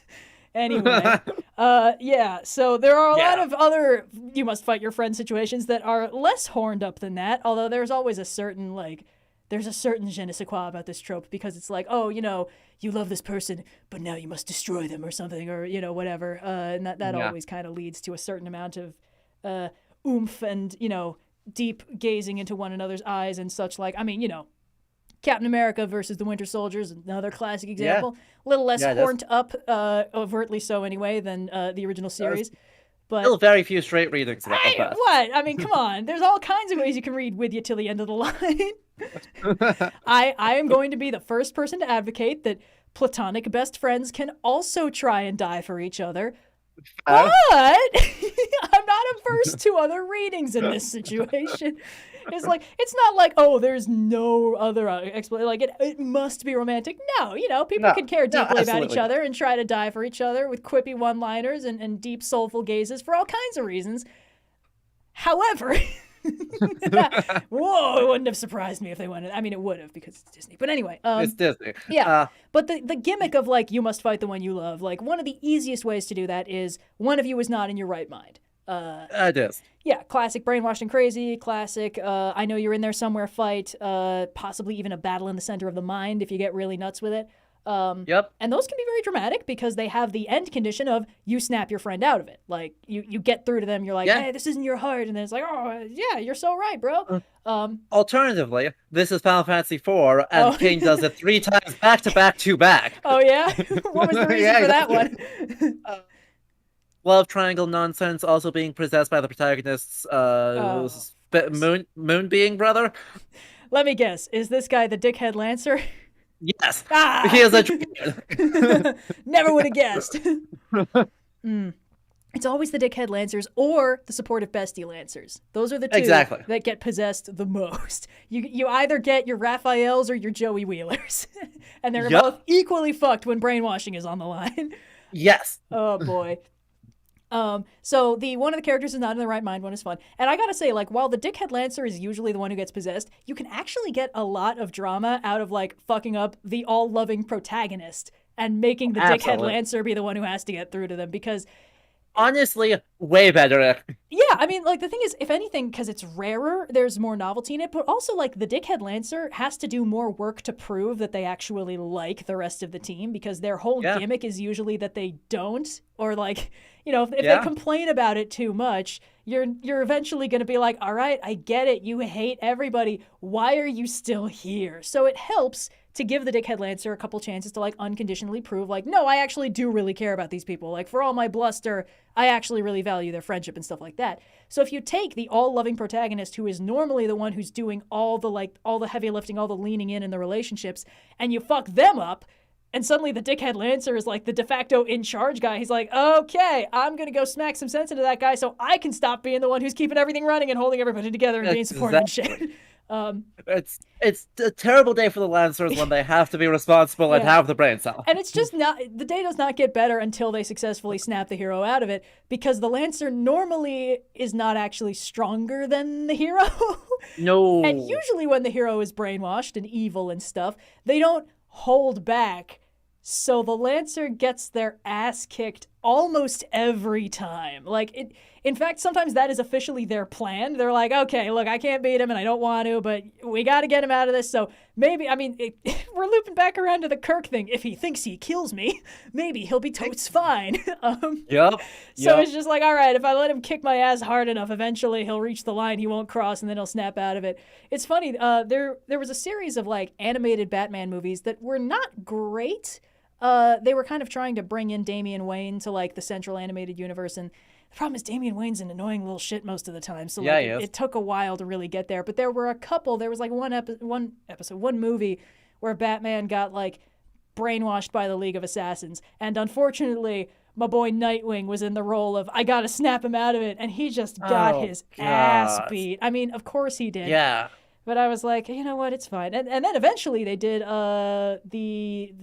the Judas Contract, which is the arc in the Teen Titans, where everyone else gets taken out by Deathstroke except Nightwing. And I was like, finally, they let my boy show off. So. Yup. Oh, good stuff. But yeah, I mean, you can probably guess this is a really dramatic trope, and it's a lot of fun, especially when it involves one of the members is not in their right mind. But you can kind of make it work when they are actually sort of both in full possession of their faculties. The problem is, this can also be really annoying, because if you have a character and, like, they're contrived into a situation where they have to fight their friend, and then they get, like, legit mad at each other because of what they have to do in this contrived situation, it's like, oh great, I love forced conflict. So fun. Which is literally forced in this case. Yeah, exactly. It's like if the bad guy emperor is like, no, you two will duel for my amusement, and like both characters end up like, oh, actually, I've got all these repressed anger issues about you that I'm going to take out on you. I'm like, no, this is fucking stupid. What are you doing, man? Exactly. Yeah, so again, it really depends on the execution. I mean, one of the ways that this can work, there are actually several. One of the ones that I don't see used as much as they could, but is kind of interesting when it does get used, is one of the characters is, like, undercover as a bad guy, and the other character thinks they're like brainwashed and evil and shit. So, or like have fully turned traitor or something like that. So one of the characters is fighting for real, and the other one has to keep up the facade of like, yes, that's right, I'm so evil. Get out of here before I kick your ass, bestie. They did this in season 1 of Earth's Mightiest Heroes with Black Widow, who is unsurprisingly a like reverse triple axle quadruple agent, and she's introduced betraying Hawkeye and framing him for her crimes and revealing that she's secretly part of Hydra. And then he spends like the rest of like the first half of the season hunting her down. And every time they meet, she's like, you shouldn't have come here, Clint. Get out of here, bro. And it's not until he nearly actually dies that she like real quick backstabs her boss and then like lugs him out of there. And they're like, oh shit, wait, maybe, was this... Wait. Yeah, and like Hawkeye's a SHIELD agent. You'd think he'd understand the concept of being undercover, and he might have like guessed, like, wow, it's so weird that Widow totally like saved my life that time when she could have just let me die. I don't understand what's going on. It's like, don't you, Clint? Don't you? No. Because no version of Hawkeye in like the last 10 years has actually had brain cells. This one is probably the smartest he ever gets. Because he's the dickhead Lancer of the group. That means he has to be kind of smart. Because he has to go solo and you know, get far enough that he's in serious deep trouble when his friends come to rescue him, as is their wont. Yeah, but it's a fun trope because you can play it up for drama, but also you can have like the character who doesn't know, you can have them sort of figure it out, or like be like, this is kind of, or like, oh, I'll play along, like, okay, you're actually up to something here. Yeah. So I think go ahead. I think there is also one other variant where it is like completely non-serious, right? Where the stakes basically don't exist. Yeah. The one I'm specifically thinking of here is in Persona 4. There's your bestie, also annoying sidekick Yosuke. At the end of his big social link character arc, he's like, "Wow, I was kind of an ass. Why don't you just like punch me, and then we're going to be cool." What? And the obvious best way to do that is like, no, you're going to fight back. And then you and the protagonist and Yosuke just have a fist fight. Wow. Off camera. For funsies. To deal with like the last bit of, wow, no, I was kind of being an asshole earlier. God, that's funny. It's amazing. I gotta say, fight your bestie. One thing I actually do like is when you have sort of a diversity between these are fights that we have that aren't serious and like these are serious fights. And one example, I actually don't get to use this as an example very often because I worry I'll overdo it because I do like it a lot, but it is very trope saturated, is Inuyasha. And one thing I like about this anime is that it has a pretty massive supporting cast, and there's a few characters. Well, Inuyasha is a foregone conclusion romance. We are not questioning who's going to end up with who in the finale. But there are a few characters that are introduced who are like alternate love interests for Kagome, for the most part. And one of them, who is basically everybody's favorite, is Koga. He's a wolf demon, and he's kind of a real asshole, but also he's like sort of more supportive of her sometimes than Inuyasha. Yep. Shipping Kagome with Koga is one of the most popular secondary ships. And the thing is, when Koga's first introduced, he's an antagonist. He kidnaps Kagome, very standard stuff.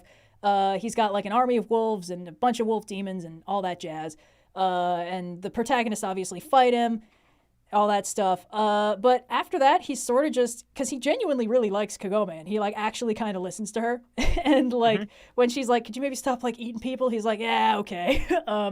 And if I have to. Yeah, and Inuyasha is of course very angry and very defensive, but it's like a jokey thing for the most part. Like he'll be like, "Oh, I'll kill you," and Kagome will make him sit and whack him into the ground with his magic cursed necklace, and then she'll like have a civil conversation with Koga, and then Koga will be like, "All right, I gotta bounce, babe," and scooch off, and then they'll do their own thing. And it's not like serious, but a little while after Koga's introduction, his like squad of wolf guys is slaughtered by a demon who works for the big bad. And Inuyasha is framed for their deaths, and Koga goes on the warpath after him for revenge. Because he's like, oh my god, I can't believe you killed all my bros. And Inuyasha's like, I fucking didn't. What are you talking about? And the fight they have is significantly more serious. in large part because Inuyasha does not actually hate Koga and will not fight him seriously. So he gets his ass kind of handed to him during the fight. And then, of course, the real bad guy's like, aha, it was me. I killed your bros and used my corpse magic to puppet them. Ho, look at me. I'm so evil. And then, of course, it's like, oh, you betrayed me. I can't believe it. And they like team up and sort of help him out. And after that, he's not really a bad guy anymore. But it is a very interesting case of like, when he's introduced, he's a bad guy, but he's like a mid-tier, he's not that bad guy.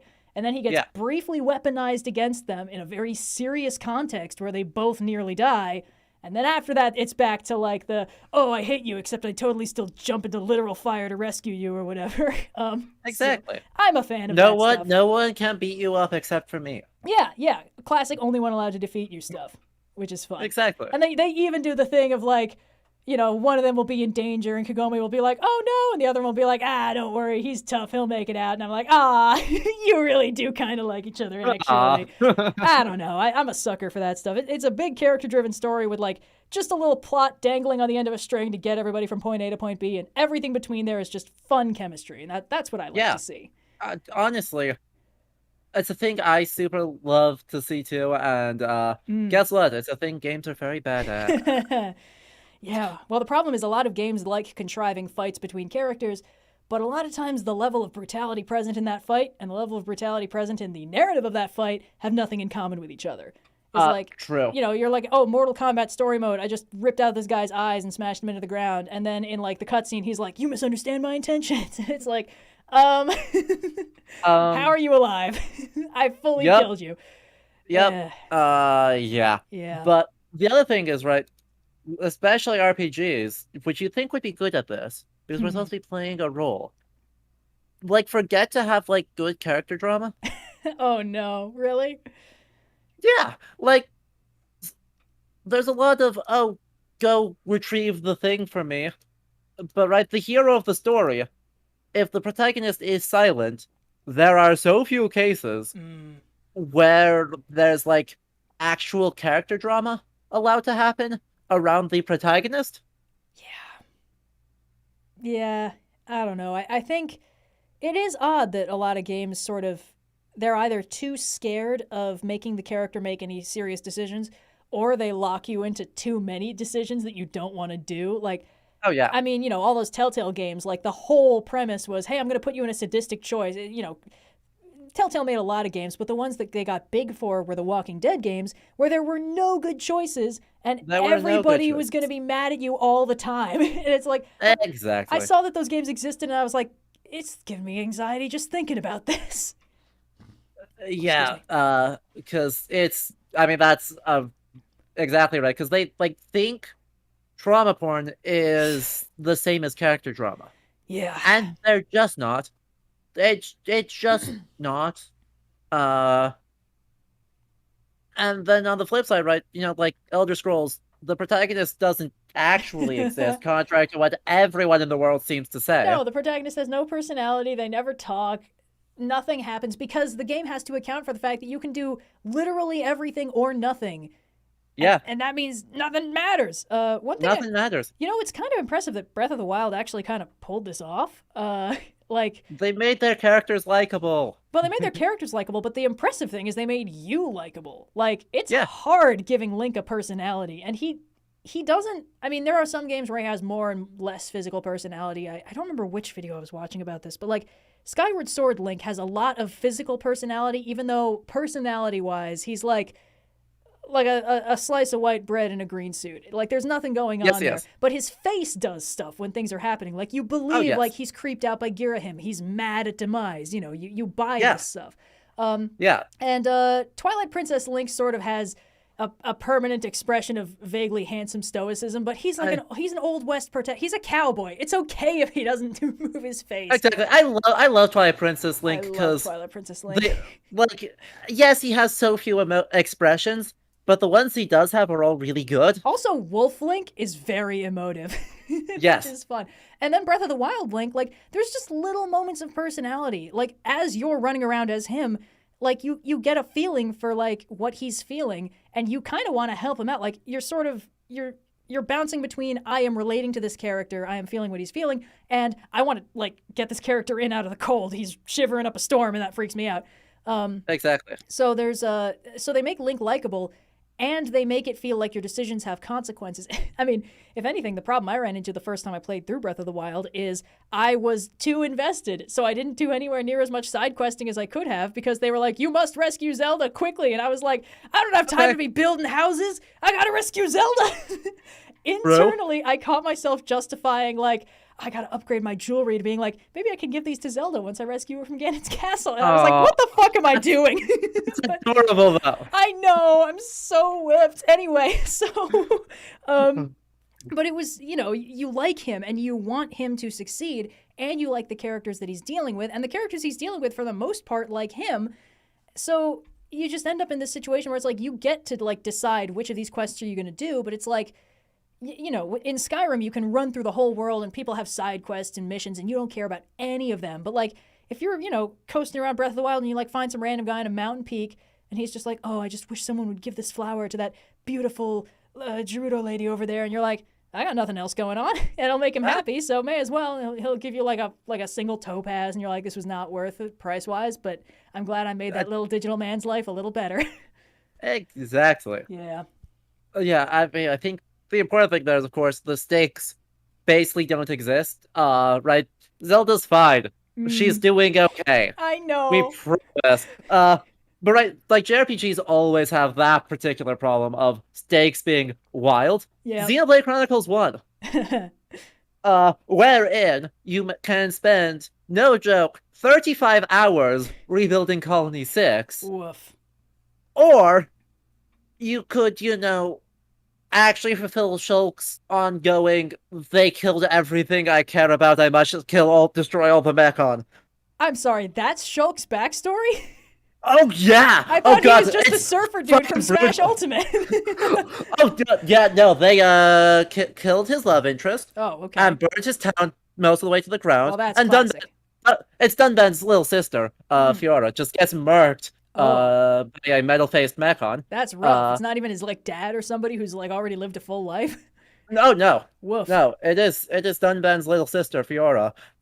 Just gets murked, and gets killed by a metal-faced Mechon, and so the entire thing is, I am going to destroy every Mechon with this overpowered sword, because fuck all of them. Yeah, that's not really the vibe I got from his like sunny surfer vibe. True. And also, some of the armor is canonically swimsuits. Wow. Yeah. Yeah. Xenoblade. I love Xenoblade so much. The story is so good, but yeah. Okay. I have in the past indulged at times in anime. It's a genre, a space of media that I think there's a lot of really great stories in. I've sort of fallen out of the central orbit of it. There was a time in high school when I was big into a lot of that stuff, but I haven't really watched anything new in a hot minute. Sometimes I will look at certain forms of media and I remember that there's like anime and then there's anime. And the last time I remember thinking about this was when I was watching somebody's playthrough of I'm about to say something very controversial. I don't mean to. It's just the only way I can connect it. Is Genshin Impact the one that's like Breath of the Wild clone? Genshin Impact? Yeah. Okay, yeah. I was watching somebody play through some Genshin Impact and I was like, boy, howdy, these mechanics really are just Breath of the Wild. Okay, cool. And then they started like meeting the secondary characters and I was like, this is Breath of the Wild with a healthy heaping dose of the anime. I mean, it's like there's anime and then there's like, oh, what's up? I'm a blue-haired guy with an eye patch and a tragic backstory and the world's most over-designed coat. And what's up? I'm the sexy girl who always kind of talks like this. And it's like, okay, yeah, all right, cool. It's just so fucking funny. Yep. Don't worry. The incredibly anime Xenoblade 2, where one of the characters' personality is Welsh. Oh, yeah, that well-known anime trope. Also a cat girl, but is Welsh. Oh, I'm sorry, Welsh cat girl? Did I hear that right? Yeah. Oh, yeah. Of course. How silly of me. Okay. Wow. I don't know. I've got no complaints about that stuff. Like, I think for people who like really like that stuff, this would be like a full meal and a half. It's a bit much for me. Like, it tips me out of my suspension of disbelief a little bit. Oh, it's... I have trouble relating to a character when they are such a two-dimensional like body pillow cutout. I'm just like I can already see Yep. the character poster, the scroll. Okay. Yep. Yep. It's look, I love Xenoblade Chronicles. I am so hyped for Xenoblade Chronicles 3. It is very anime. Yeah. Like capital A anime. I mean, no shade. Those tropes exist because there's an audience that absolutely loves them. I think I actually the last time I experienced something like this, I was watching through a playthrough of like one of the Tales of games. It might have been Vesperia. Yep. I think it was just because who the fuck was it? Someone voiced the main character, and at the time I was like, "Oh, I'm curious about this performance." Wasn't it Yuri Lowenthal was the main character? Well, the thing is, for Vesperia? he might have been. The thing that confused me is I'm pretty sure the main character's name was also Yuri, so I don't know if I'm conflating those. You're absolutely right. Yeah. That is Vesperia, and yeah, Yuri Lowell is the main character. Oh god, that's so confusing. Was he voiced by anyone other than Yuri Lowenthal? No, he's Troy Baker. Oh, yeah, that makes sense. Actually. Yuri Lowenthal, I think, is in that game too. That would not surprise me.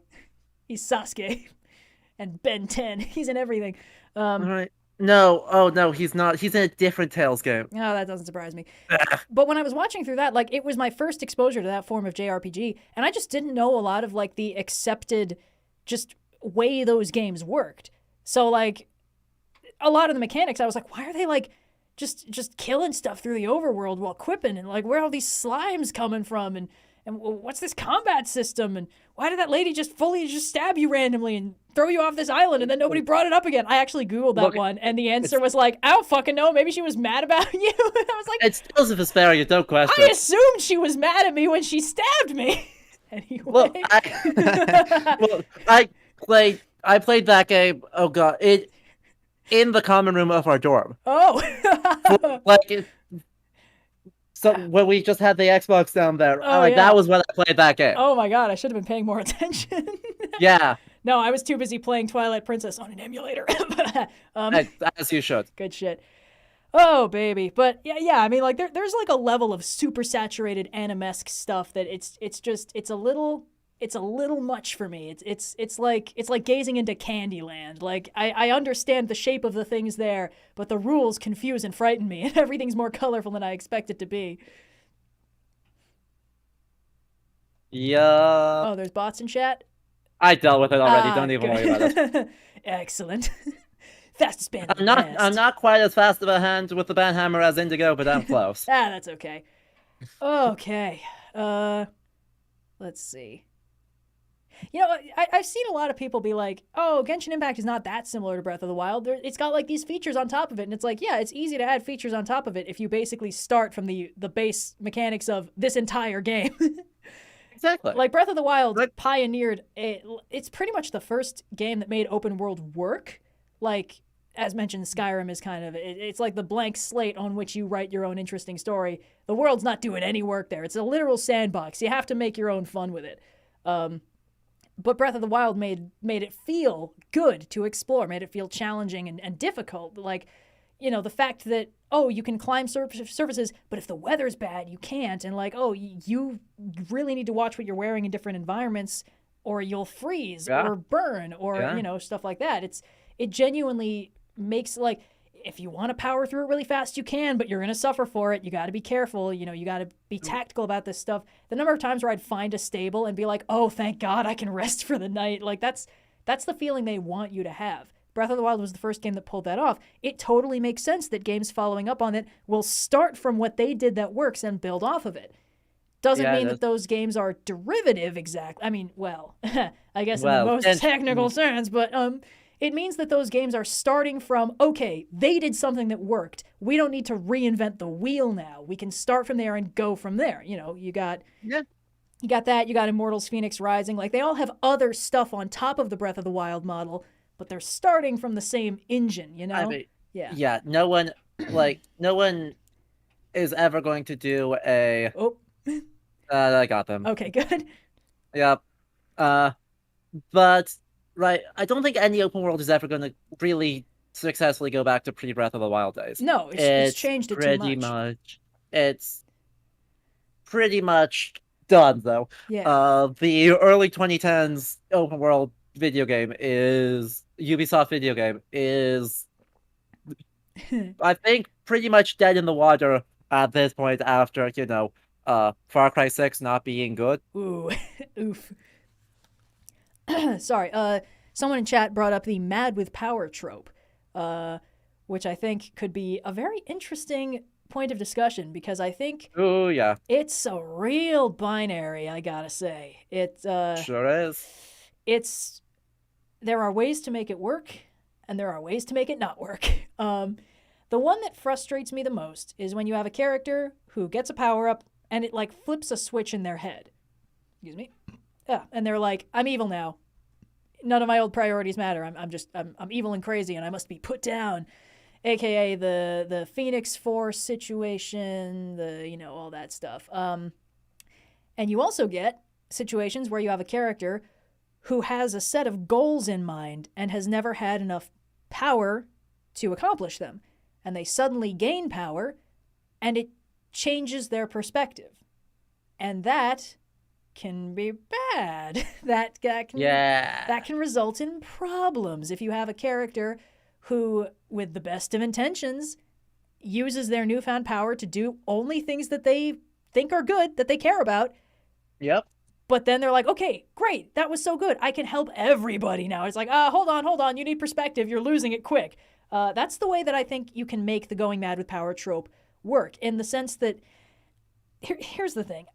I started questioning what exactly this meant a while ago. When you have a character go mad, what does that mean?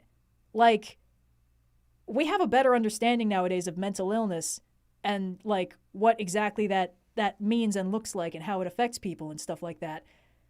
But in fiction, it's like, oh, you have a sanity stat, and if it drops to 0, you start babbling and not being helpful. And it's like, okay, but Yeah. what does that actually mean? Who is that character now that they are not in full possession of their faculties? How does that work? There are a lot of ways it can work. It sure can. Yeah, but the thing is, the tropes of madness are, Lovecraft, oh, I saw something incomprehensible and now I'm crazy, or I'm climbing the walls, or I'm Joker style, society, or whatever. None of it really makes sense if you think about it at all. Those characters kind of stop functioning as characters. And I've seen our golden boy Brandon Lee Mulligan pull it off with certain NPCs of like, this is a person sure has. who like lost all perspective.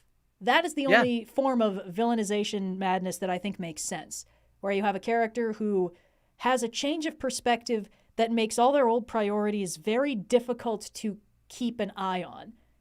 Like, you have a character who is like, okay, this character is like downtrodden and suffering and they're hurting and they don't know what to do. And then they get a sudden power up and they're like, oh, wow, all I've ever wanted my whole life was the power to protect myself and the people I care about against the people who want to hurt us. And then it's like, you can wave your hand and set those people on fire if you want. And they're like, I do actually. And it's like, hold on. Maybe we shouldn't be solving our problems with fire. It's like, what? Wait. Why not? It solves our problems. It's like, it solves these problems. It probably won't solve all our problems. Also, it may create a few more problems. Just a thought. Just a thought, yeah. Just a thought. Yeah, in games it tends to be even more stupid, because if it happens to a protagonist, you're either playing a game where that is the point, like Tyranny, where you're just supposed to be a horrible person, and the question is, how horrible are you being? Yeah. Or 2, it is basically a stat that will just like gig a buff you, but will drain your health over time, because that's clearly how neurodivergency, mental illness, and or quote unquote madness works. Yeah, exactly. Right? Yeah, and there are a lot of ways that this can be explored, but I got a power up and now I'm a fully different person, basically, is not a great way to do it. And I think one of the ways that these stories can work best is if you understand where the character came from, how they're getting to where they are, and you're kind of hoping that maybe they chill out and stop before it gets too bad. Yep. So, sadly, rarely happens. A game that I think does this one particularly well, sort of, is Persona 5. In that, right, the perspective change is not perspective change from the point of the of Goro Akechi. It is perspective Oh, change from right. the player, Yeah. wherein we learned that he had this power this whole time, and he just be off in his Yeah. own universe. Yeah, yeah. And I think that's an interesting way to do it. Of like, okay, this character I thought was this one way, but in actuality, they've been this other thing this whole time. Exactly. Uh, And so their backstory is they gained superpower and just completely lost it. yeah, yeah. And there's a lot of ways that you can make that work, but whenever I see a character who's like, I'm mad and that makes me evil and now I monologue and stuff, I'm like, why would this person become this person? Like, Yep. that doesn't make sense. But I think it's a lot more of an effective gut punch if you actually see how the character who they are now came from the character they used to be before they had power. Like, Absolutely. there's the adage, power corrupts, absolute power corrupts, absolutely. I think the better adage is power reveals. Like, whatever you were already invested in is the stuff that power will let you have. And then it's like power will not automatically turn you evil. But if you were already kind of like a dick or like vengeful or very prone to like the impulse to want to hurt. Okay, I don't know if I should say that because like you can want things without ever doing them. Yeah, and you thoughts can have aren't actions. Yeah, and you can gain the power to do those things and suddenly realize you don't actually want them. Like when you're staring the reality in the face, you can be like, "Oh, I can't do this. I am not the kind of person who could do that." That's a very valuable moment. You can have a lot of cool stuff with that. But I think the idea of like this character who did not have power gained power and now they're evil and we must kill them. And I'm saying they because it can happen to anybody. But were I to make a point about the fact that it seems to disproportionately affect ladies, hypothetically, were I to draw that connecting line, I'd perhaps conclude that there may be a certain literally every iteration of Dark Phoenix ever. Well, to be fair, in the last Dark Phoenix movie that nobody but me watched, the Phoenix Force did not make Jean Grey evil, and it did not force them to put her down. They actually gave her agency in her own actions.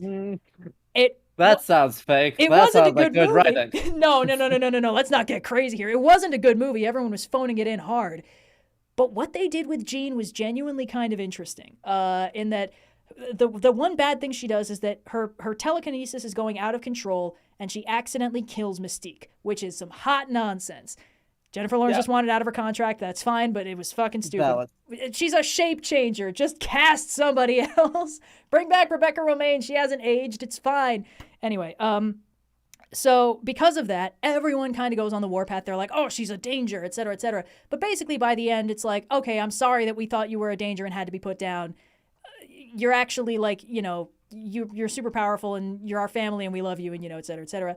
And she ends up using her power to single-handedly defeat the alien bad guys because there are aliens in this fucking movie. Oh, no. And then she's like, oh, my power, like, it's actually dangerous for everyone around me. Like, I'm accidentally disintegrating everything around me just because of my intrinsic control over atoms and molecules. So she's like, all right, I'm a bounce. And she flies up into orbit and, like, turns into like an energy being. And there's a shot at the end when, of course, Charles and Magneto are having one of their standard chess dates.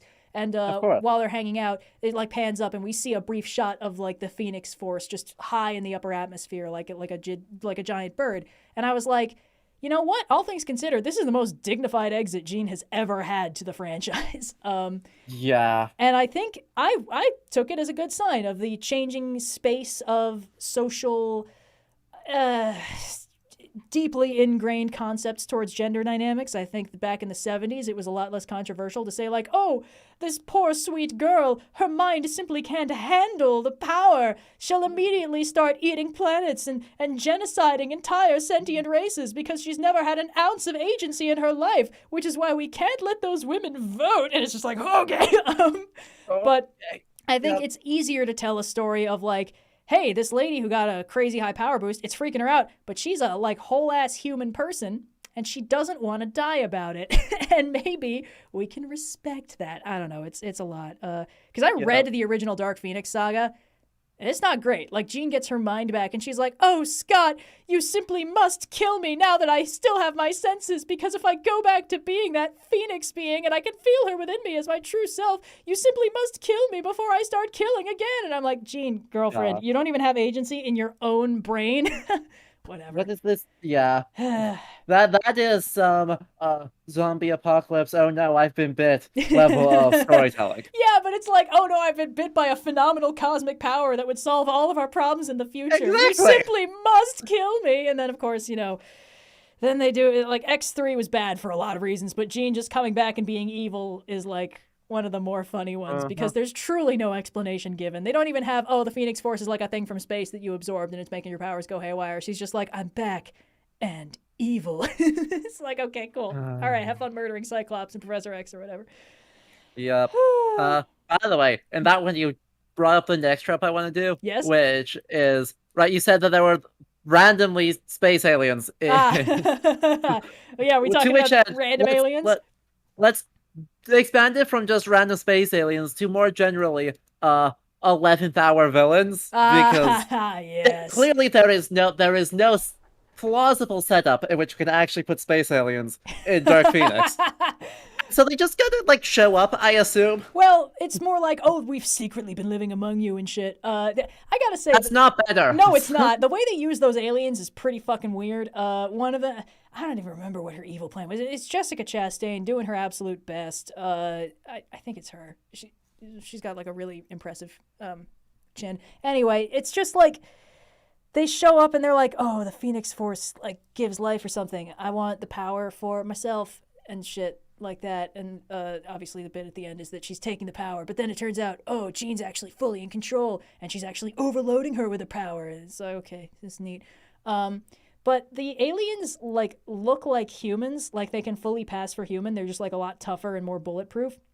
And there's a bit where all the X-Men fight them in a train, and it's kind of disturbing because it feels like the producers were like, finally, an excuse to let the X-Men really cut loose and kill some humans. And I was like, okay. Believe it or not, I didn't actually want to see my boy Nightcrawler slit a guy's throat with his tail. I don't know. Even though I know the guy is a bulletproof alien, still kind of weird that you thought this is something I wanted to see him do. Yep. But Jesus. Yeah, 11th hour random bad guys are a sign of bad planting and payoff, as it were. Okay, so 95% of the time. Shout out to the person in chat citing Evil Robot Jeff Bridges. That's a Cosmonaut Variety Hour classic that we stand in this household. The gist being, all of these movies need to have a fight with an evil robot Jeff Bridges, as is the finale of Iron Man, where we've got, it's been political machinations and terrorism all movie, and then Jeff Bridges has a robot now. He's evil robot Jeff Bridges. Let's go fight evil robot Jeff Bridges. Exactly. I know chat is also bringing out the Metal Gear Rising memes. Nanomachine, son! Hey, Armstrong, we stand in this household, all right? If you think that game wasn't stupid all the way through, you weren't paying attention to all the meme shit. Quality 11th hour villain, but also excellent memes. Doctor, turn off my meme inhibitors. Oh, jeez. If you thought the game got stupid when Armstrong showed up, you weren't listening when Jack said, it's time for Jack the Ripper to let her rip. We were not listening, playing the same game. No, we were just listening to the fucking banger soundtrack. Anyway, True. Armstrong I respect because he's just so fucking ridiculous. The game doesn't pretend oh yeah, this makes perfect sense. The game's like, that's right, bitch. Play ball back in the old high school or whatever. Also, nanomachines. Don't fuck with this, Senator. Thank you, chat. Forgot about that one. Turn off my cringe inhibitors. So good. Oh, baby. I love it. Oh, no. I mean, that is one of the couple of cases where I think it works, because, realistically, 11th hour villains, just they don't work. No. They don't make sense. No. But if the whole game is just full sends it, then they are the only way you can end it. Yeah. I think for those of you in the chat who do not yet know what we're talking about, the concept of an 11th hour supervillain or just 11th hour villain is basically like you go through the whole story and you're like, this is the plot, this is what's going on, this is the threat we're facing. And then at the very end, right before the boss fight, they're like, actually, this is the bad guy. He's been pulling the strings the whole time. Ooh. And like, you can avoid this problem through simple bits of foreshadowing. The Emperor does not count because we see him a couple times before he shows up and we know he's pulling the strings and that he's Vader's boss. Like, yeah, it makes sense that he exists. It's like, okay, there's an evil emperor. The funny thing is, like, up until that point, you're like, oh, he's like an evil old man in a cape. Luke's gonna get in there and he's gonna be like, you've lost, old man. Something. Everything's cool now. Me and my friends are gonna win. And then the Emperor's like, interesting, and just starts fucking throwing lightning. And it's like, oh, that's not how I expected this trope to go at all. Bro. But this is more of a situation of like, we've had no planting for this. We've had no build-up. There's no long-standing rivalry between these characters. Yep. It's just, hey, good news. This is the boss fight now. Have fun. And even if the bad guy's like, I've actually been pulling the strings this whole time. I've been every voice you've ever heard inside your head, all that shit. It's like, nah. Yeah, but like, who are you, though? Like, what's your deal, man? For the record, when I say the Emperor does not count as this, I mean in the original trilogy. In the sequel trilogy, he absolutely counts. Oh, yes. Yeah.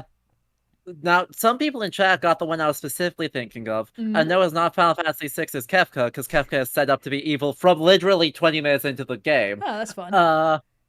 But Final Fantasy IX, Mm-hmm. so definitely not Kefka, named Kuja, totally different character, we promise, as the villain for the entire game. Really good setup, really good setup. You beat him, and then some dude named Necron shows up. Classic. The old, this is I'm literally the problem.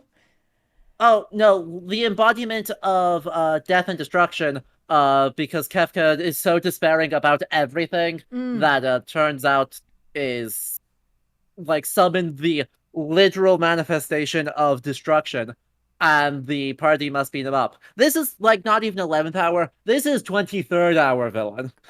Classic, yeah.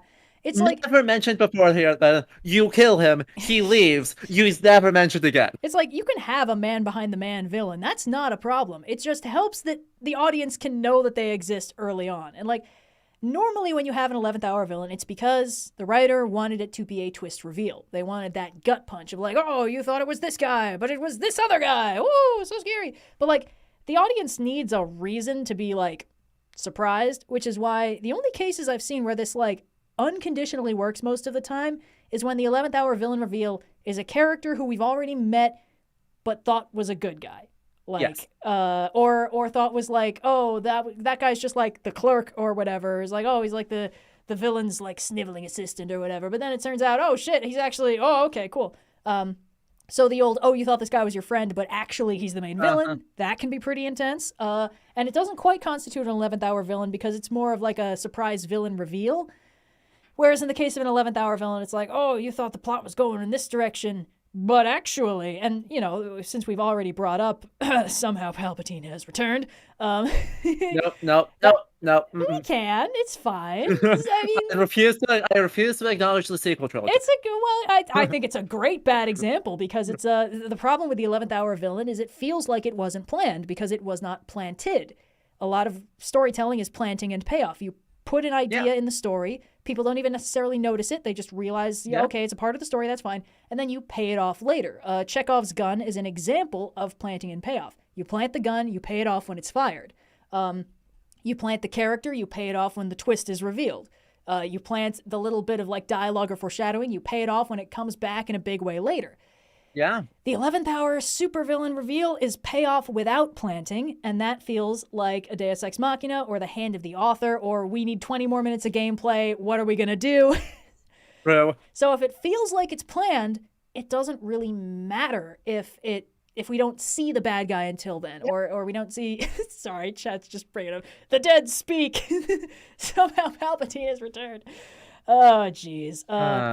The thing that works with, the thing that makes that not work is the complaint that I've had about the sequel series the whole time is its own refusal to yes and. It makes the story feel very insecure about itself because it will not, between the directors, they will not continue whatever the previous director planted. They won't pay it off. They'll just be like, oh, we're not doing that anymore. So you know, Last Jedi had a multitude of issues, but it did kind of follow from the previous movie with a couple minor exceptions. There were two things that it twisted in an unexpected direction with the deliberate intention, I think stated by the director, to hurt the audience as much as possible in like a knife twisty writery way, not in a fuck you guys for watching. One of those was Luke being not at all like we remember him, throwing away the lightsaber, being a disillusioned dickhead. I did not like this writing decision. Mark Hamill did not like this writing decision. No. But it was a decision. And, you know, whatever. And the second one was, Rey, your parents were nobody. Because that was big red. Yeah, because Rian Johnson, I believe, said that his thinking there was, okay, Luke, I am your father is impactful because it hurts the audience more than any other option. It completely changes the game. Up until now, you thought this was just good versus evil. Oh, sorry, $200 anonymous donation that tipped us over the 7K mark. Thank you very much. But right, so Luke being Vader's son, Vader being Luke's father, completely changes the layout of the story. It's no longer defeat him and you win. Now Luke has this, oh my God, I have to get through to him. I have to, you know, he can't be evil. He's my dad. He was that great Jedi Knight that Obi-Wan told me about. That can't just be gone. And Rian Johnson was like, everyone is expecting Rey to be somebody. They're expecting her to be from some family. Like, oh, maybe she's a Kenobi. Maybe she is a Skywalker. Maybe she's, you know, whatever. I was in team she should be a Kenobi because they're both Brits, but that's whatever. It's flawless logic on my part. Right. I mean, prior to the movie coming out, I was also on should be a Kenobi, but also I just didn't hate the, you know, is nobody. Yeah. I think it makes the universe feel bigger if there are more important people in the galaxy than just from this one family or these two families or whatever. And the fact that they didn't do that was like, whatever. But Rian Johnson was like, what would hurt the audience most? The idea that Rey does not have some grand familial destiny, that there's nobody waiting to catch her, there's nobody looking out for her, that she's genuinely alone in the universe. That would actually hurt. That's an interesting, bold writing choice. Yeah. And then, well, look, there are a lot of reasons to hate Rise of Skywalker. Several of them very, very valid and good. The one that frustrates me the most is how insecure it feels from a writing standpoint. Yeah. Like the entire framing of the movie makes it feel like the director is angry and embarrassed that the previous movie was not following his vision. And that means, all right, forget all that shit. I'm smashing everything off the table. We're going to ignore everything that happened. Luke is a proper, full-fledged, honorable Jedi Knight again. And look, we're going to pull out his Force Ghost and he's going to hold a lightsaber. And a Jedi's weapon should not be so easily cast aside. Forget all that shit. The bad guy's no longer going to be Kylo Ren. Now he's going to be Rey's boyfriend. And the real bad guy's Palpatine again, because everybody loves Palpatine. That's the only way I can think of to end this series in a satisfying manner. It has to be a villain you guys care about, and it can't be Kylo Ren, because I've decided he and Rey need to fucking make out. It's just so funny that it managed to piss off both the people who loved Last Jedi and the people who fucking hated Last Jedi. It's so funny. It's like we're going to have Rey and Kylo Ren make out, and then he's going to die immediately. It's like, great, you made everybody angry. I mean, full credit to Disney with Star Wars. They somehow managed to briefly, gloriously unite the Star Wars fandom around two whole things. Yeah, that never happens. And that Rise of Skywalker sucks. Yeah. Literally the only two things the Star Wars fandom has ever been united about. No, absolutely. But hey, full credit, they did it. They sure did. And it annoys me. Like, I would have been okay with a lot of stuff in that movie if it had played it to the hilt. But that movie feels so embarrassed to have to acknowledge that it is a sequel to the movie that came before it. And it's like, if you didn't want to write that movie, let somebody else do it, man. But also, you know, if you thought you had a coherent vision, which I know J.J. Abrams, you do not, why did you not just, sign the contract to write and direct all three of them? Yeah. Why was there this idea that we were going to hand it around to directors and pretend I was going to make a coherent story? It could have, if you had directors that worked well with each other and were willing to play off of each other's ideas, even the ones they disagreed with. And it's frustrating that didn't happen. But what ends up happening there is you get planting with no payoff and payoff with no planting. The entirety of episode 9 is trying to speed run all the... I mean, like, the fact that it begins with them literally, like, light speed jumping through what would have clearly been the back half of J.J. Abrams' perfect second film is, like, so telling of everything that's about to happen. And it's just... It's coming from such an insecure, petty place that it makes it very difficult to take that movie seriously. Because it's like, buddy, pal, you're a professional, and this is some, like, juvenile shit right here. Yeah. This is some, nuh-uh, you can't do that because of my everything-proof shield, so actually I win, and Palpatine's returning, so, boy. Yeah. The fact that it's like, oh, your parents were no one. Just kidding, I'm taking that fully back. Actually, they were somebody. They chose to be nobody. From a certain point of view, it's okay. It's just...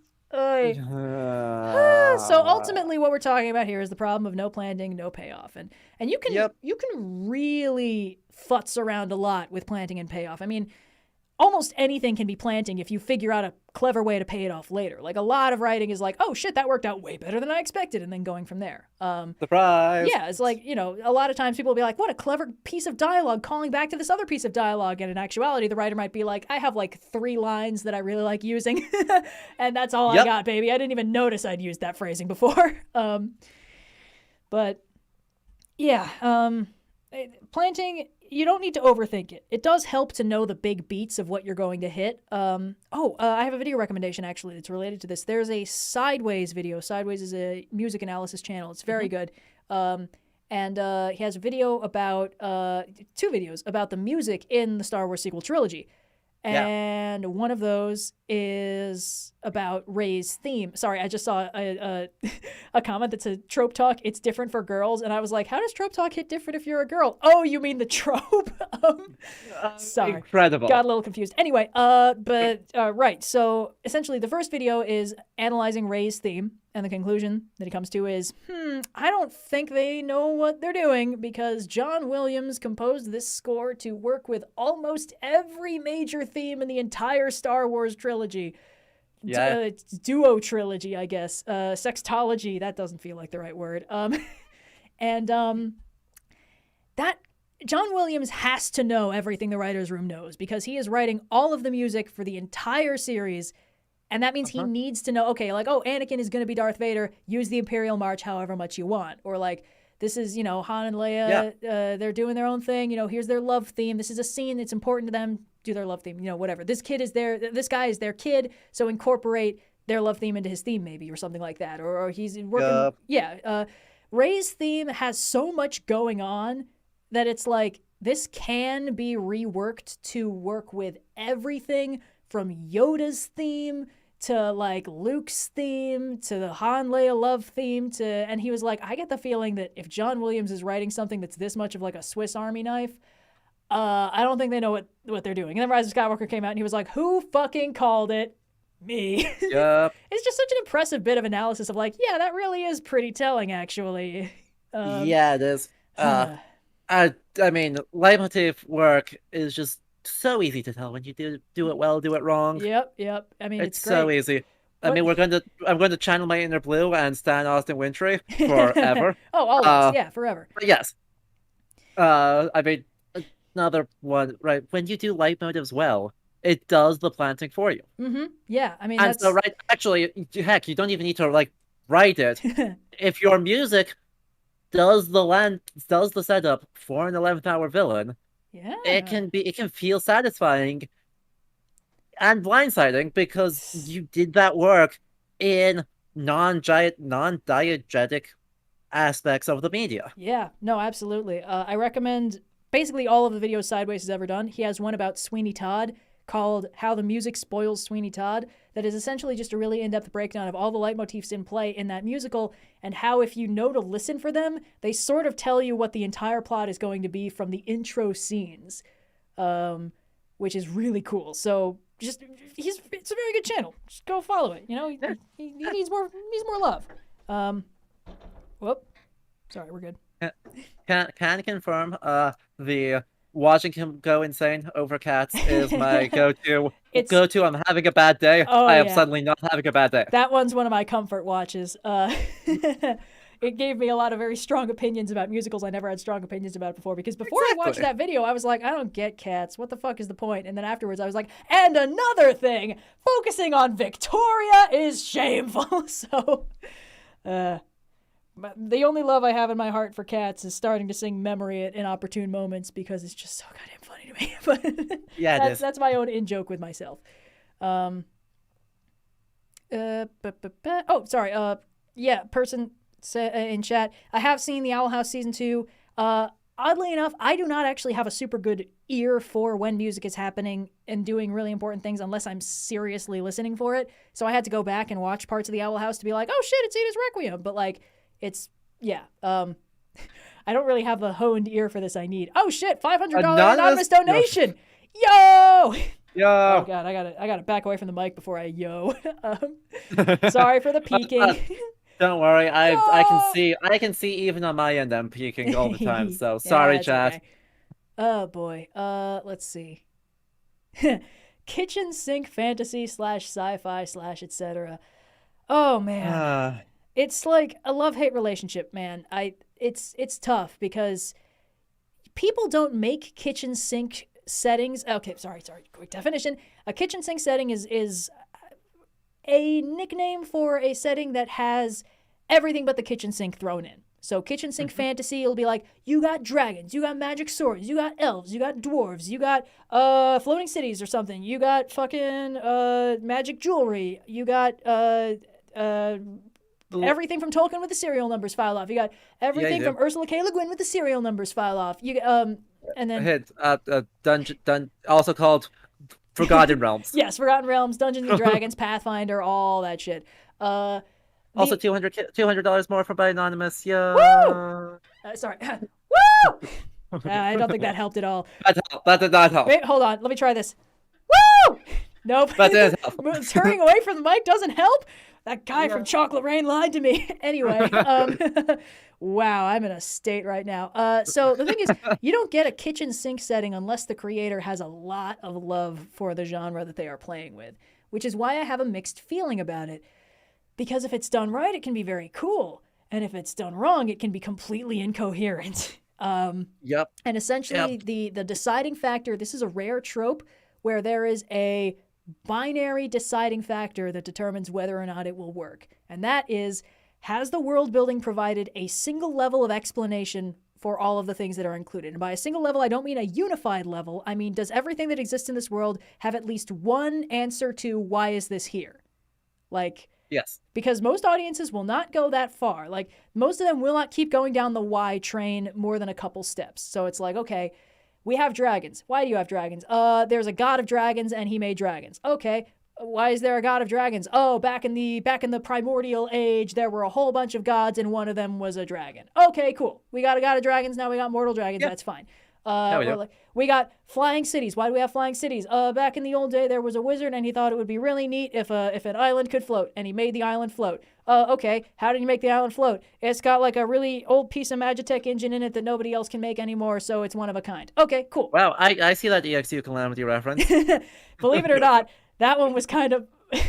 I have one of those in mind too. I'm just saying, it's not that hard to come up with, we have a flying island, how did that happen? A wizard did it. Like, a wizard did it is like the classic answer for all these. Why do we have all these weird hybrid animals running around? 500 years ago, a wizard did it. Okay, cool. Why did the wizard do it? I don't fucking know. He wanted a cat with wings. What do you want from me? Now, this single level of explanation is more than a lot of settings get. As I understand it, newer D&D settings have like a unified magic theory, basically, of like everything that happens is manipulating the weave. And it's like, okay, so magic and psionics and monk shit and like cleric shit, all that stuff, they're all just manipulating the weave. And it's like, okay, cool, that's fine.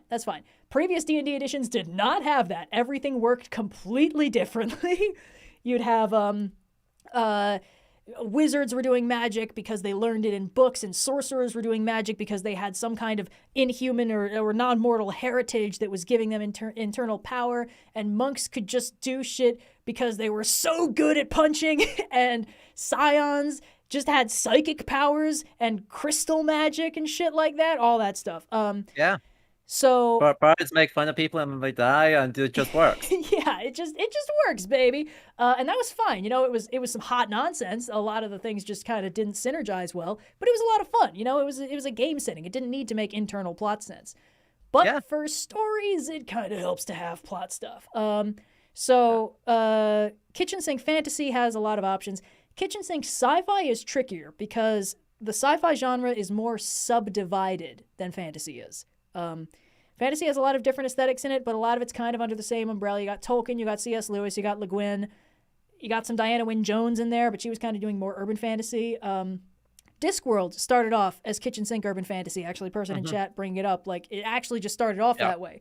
Sorry, kitchen sink regular fantasy. And it was a very deliberate send up of things like Conan the Barbarian and stuff like that. And Tolkien wasn't so much riffing. Pratchett was not so much riffing on Tolkien, I think. The closest he got was his hot take of immortal fae beings like elves would be some real bastards.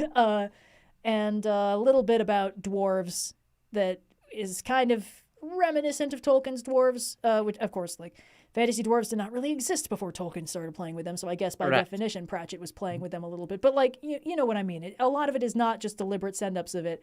I guess the closest you get is the concept of, hey, maybe a one true king chosen by a sword doesn't guarantee he'll be actually good at running any countries, which is a pretty cold take at this point. I mean, yeah. By the time Monty Python gets to it, it's not exactly spicy. Woo!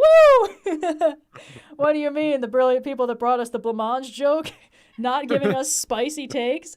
No, to be fair, that joke was written by Terry Jones, who was a trained medievalist and who I love. Oh, yeah, that's fair. So you get, like, kitchen sink fantasy can make sense. And a lot of what makes Terry Pratchett's world make sense is that it does not make sense. And it is baked into the fabric of the world that shit happens sometimes. The world's been broken and put together before. Stuff creeps in from the outside. If something looks like it's a funny parody of a real world thing, that's probably because the real world thing is encroaching on the highly magical reality of the Discworld universe and just making versions of itself, which is a very cool way to explain that. But it is an explanation, and that's pretty crucial. That's Kitchen sink urban fantasy has a little more of a problem because when you start with the premise of like all myths are true, all folktales are true, you have to address the fact that that doesn't work ever. That does not make any sense. No, there are basically two possible ways to take that. There are every myth has a grain of truth in it, which gives you a lot of creative freedom. You can say, okay, this is like the inspiration for the myth of the Cyclops and the myth. Like, you're not binding yourself to the canon of like 5 billion different versions of this tale that have been told throughout history. You're just saying like, oh yeah, there's a grain of truth to this story. There was a heroic like Jack figure and he did slay a giant and, climb a beanstalk and jump over the candlestick and all that shit. It's just a take from like the 4th century BC with extra steps. Yeah, basically, yeah. Euhemerus was a real person who had that take about real world mythology. Yep. So you get that. That is an explanation. It's a dubious explanation because it inherently takes real world religions and says, oh yeah, these are all based on like this funny guy I made up who's got like one eye. Ooh, this fun. Yeah. Ooh. And it's like, okay. So that's why kitchen sink urban fantasy is dicey, and sometimes it's sort of like the explanation is sort of held at arm's reach, and also why I and several other people started having trouble after the Percy Jackson series started branching off into other pantheons. I was like, this kind of worked as long as it was just the Greek gods, but now you're sort of having to expand into other domains, and it's getting confusing. Yeah, I think the right strat for that is literally just like don't think about it. Yeah, and if you make a story that encourages you to not think about it, you can sort of make that work. But I mean, I think that's what Riordan's strength is that there's full acknowledgement of like technically these are all in the same universe and they like have crossovers with themselves, but also like just don't think about it. You don't need to think about it. Just enjoy the ride. Right, but that's a tough thing to pull off. Like, you really got to be telling an entertaining story to make it so that the audience is willing to not try and figure out the internal logic of the story. And also you need to be telling a story that doesn't break its own rules very often. Because the thing is, some people nitpick for nitpicking's sake, but most people ask questions about the story because they want to understand it. And they often ask Mhm. questions about the story because they are not being given enough to currently understand it. Yes. And that can be a bad sign. So if you're presenting the characters with a problem and then you bring in a solution that the audience had no way of predicting, of like, oh, by the way, there's magic that can solve this, I'll just do it. And the audience is like, I didn't know enough to know that. How does magic work? Well, now you got a problem. Now you have to explain how magic works. If you have a hard magic system, you can use this as a way to explain how the magic system works. You can have a character be like, I didn't know it could do that. How does that work? Explain that. But if you don't have that explanation in the chamber, then you have a problem because you've drawn attention to a place where your own world building is kind of soft and squishy. Because your audience does not want to be constantly blindsided. People who engage with stories have a certain level of trust in that story, and that trust can be broken. And that's, unreliable narrators, plot twists, all that stuff, that plays on the fact that the audience cannot fully trust the story, to be honest with them. But if you play with that too much, the audience can stop being invested in the story. If they get jerked around too much, they are not going to stay invested because how can they? They're getting jerked around. They can't trust, it's like if you have a story that pulls the it was just a dream or it was a hallucination or a vision or something, and they do that too much, then you got a problem because your audience has no way of knowing if what they're seeing is really there. I run into problems if you have a story where too many people betray other characters for no reason and with no foreshadowing. I'm like, I can't trust any of these bitches. Any one of them could betray the good guys for any reason, and I wouldn't be able to see it coming. So, that's like a personal thing. I like knowing which characters are good guys and which ones are bad guys. I have a very simple worldview when it comes to the fiction I enjoy dealing with. But what this means is that a story can get away with doing that sort of thing a few times. Rather, if they do it too much, if they basically make it so that the audience is punished for thinking they know what's going on too many times, the audience is going to either be like, all right, I want to know what the fuck is going on, what are the rules, or they're going to be like, all right, I can't stay invested in this because I have no idea what's happening or if I can trust that any of this is real. Yeah. Whew, I had a whole rant loaded up there, apparently. Oh, yeah, you did. Damn. Go me. Yep. Gonna have to timestamp that one pretty good. Uh-huh. BBC Sherlock, yes. I was trying to figure out why I hated it so much. I've got a lot of reasons to be butthurt about it, but oh man. There's so many reasons to hate that. The fact is, anytime Stephen Moffat wrote any show and it became clear that he didn't actually have a plan, it's like, okay, I just fully can't trust you because even you don't know what you're doing. Exactly. The characters and plot can never know more than the writer. Like, you can have serendipitous good luck when you're writing and you're like, you come up with an idea and you're like, oh, this retroactively makes a lot of this really cool. That's something, but the audience, characters, and plot cannot know more than you do. You have to have a base level of understanding of your world to hold the skeleton together. Otherwise, it's not going to work. Like, there are parts of your story that need to be solid for the audience to have anything to hold on to. And if you keep drawing too much attention to the soft parts by like using those parts to be like, oh, I put them in this situation, but actually here's a solution that you didn't know existed. Or, oh, I put them in this situation, but actually here's a betrayal from a direction you'd never see coming. It's like, now the audience is going to be like, oh, why couldn't I see that coming? Why wouldn't you tell me that was a thing that could happen? Why wouldn't you give me enough information to at least make this make sense in hindsight? The audience, you run into this problem when you do kitchen sink storytelling because you have to cram a whole bunch of things in there that don't fit together. And then you have to hope that the audience doesn't look too closely at the places where you fit them together. So, yep. Ooh, sorry, $100 donation from Ron Feidelman. I'm sorry, don't. One of those has to be wrong. So sorry about that. But still very appreciated. The other half of it, at risk of pitching more about what I do regularly on my channel, is that there's the kitchen sink storytelling has a counterpart in kitchen sink world building. This is something, chat, if you haven't actually met me before, I mostly do Twitch streams. Yeah. Actually. We'll add a link to that in the description once the video is over. Yeah, sorry about that. Yes. No, totally fine. But the point of that is that, I look at historical adaptation and historical references in game spaces. And so there's this wonderful thing of kitchen sink world building where they're just we have to make an entire world, and then I don't know, we're just going to like throw things at it, and we'll just stick together. And so you have the random East Asian country that is definitely just like China, Japan, and Korea smushed together with no particular care which one it is. And we're gonna put a castle here, and we're gonna have legionnaires stand next to them. And that's going to be next to a village that's definitely doing shamanic stuff. Don't look at it too hard. We know this is problematic. Yeah, when we say shamanic, we mean what we know from other media that called stuff shamanism, not Exactly. anything actually shamanism. Also, sorry, person in chat confused about the basic terminology. The term kitchen sink comes from the phrase everything but the kitchen sink, implying that you throw everything at a thing except the kitchen sink because the kitchen sink is nailed down, basically. Exactly. So everything but the kitchen sink basically means everything that could reasonably be applied to a thing and a certain degree beyond that. Yes. So there's the visual joke where you then wrench the kitchen sink out of the wall and throw that too.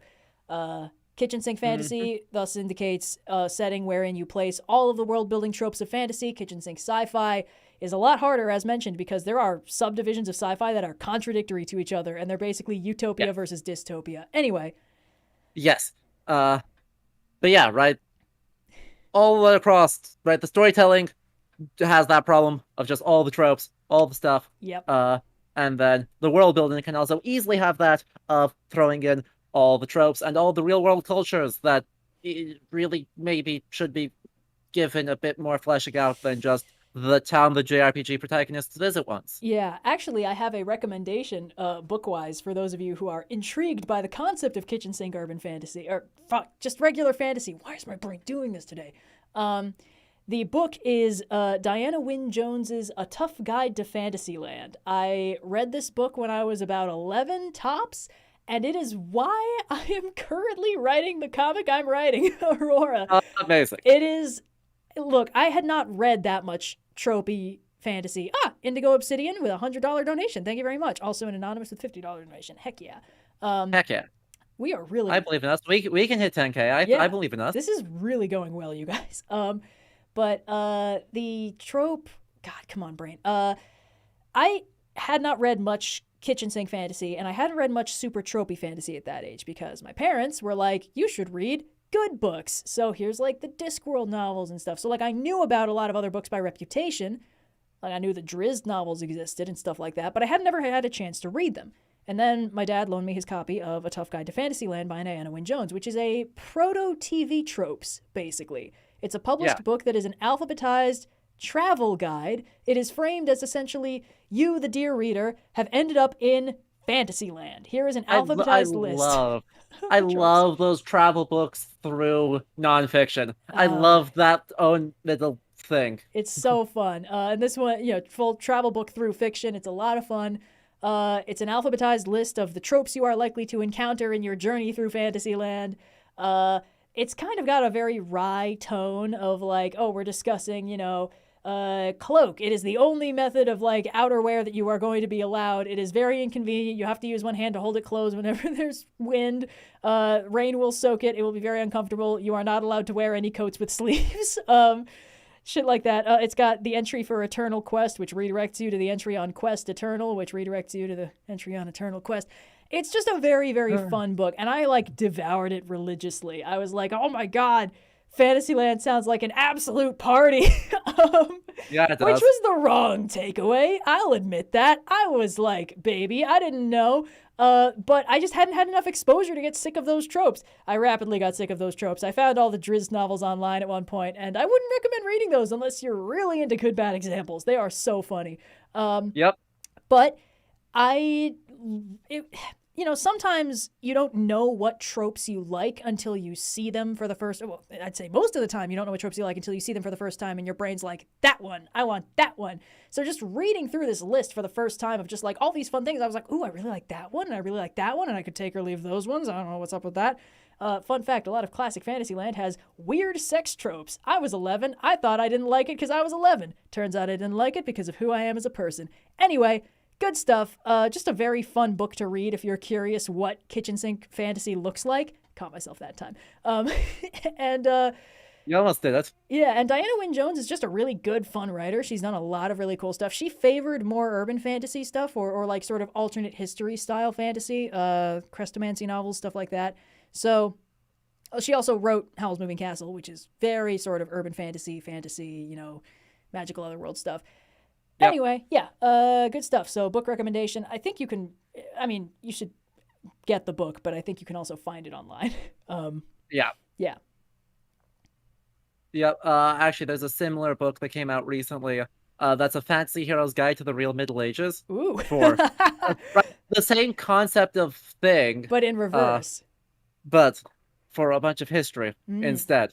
And yeah, while I don't wholeheartedly recommend it, definitely it's a super interesting concept that I do love that own like mini genre of book. That's so fun. I love that. Yes. Oh boy. Oh boy. I don't understand. We've been at this for a while, haven't we? We have, yeah.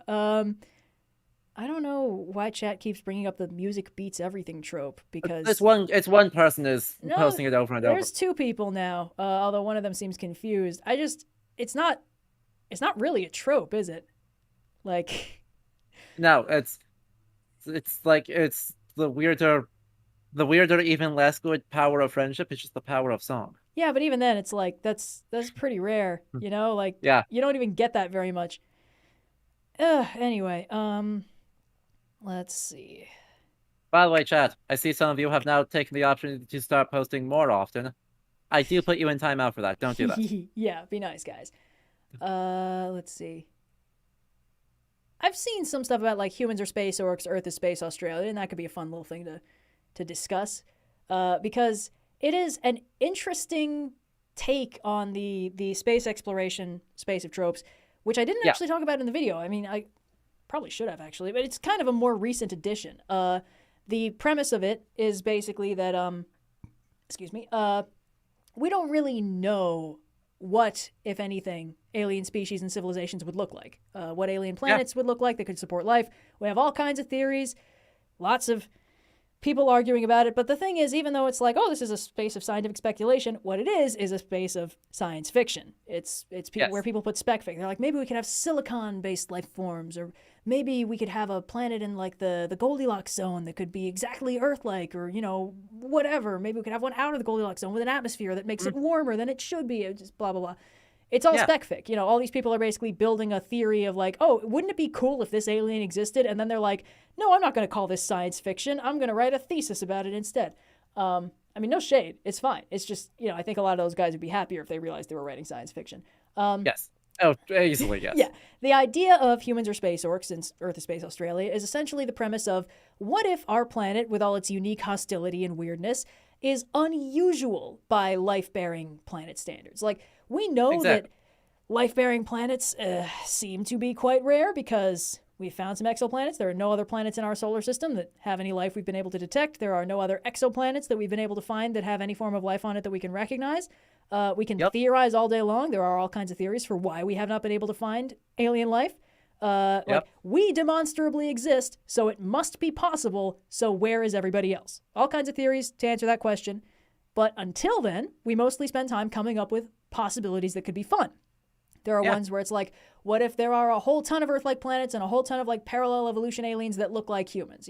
What if there are Kryptonians and like Vulcans or space elves or whatever, stuff like that. Yep. And you get ones that are like, what if aliens are like terrifyingly unknowable and eldritch abominations and Lovecraftian monsters that don't even work by our laws of physics? And it's like, no, sorry, the laws of physics are pretty non-malleable no matter where you go in the universe. That's fine.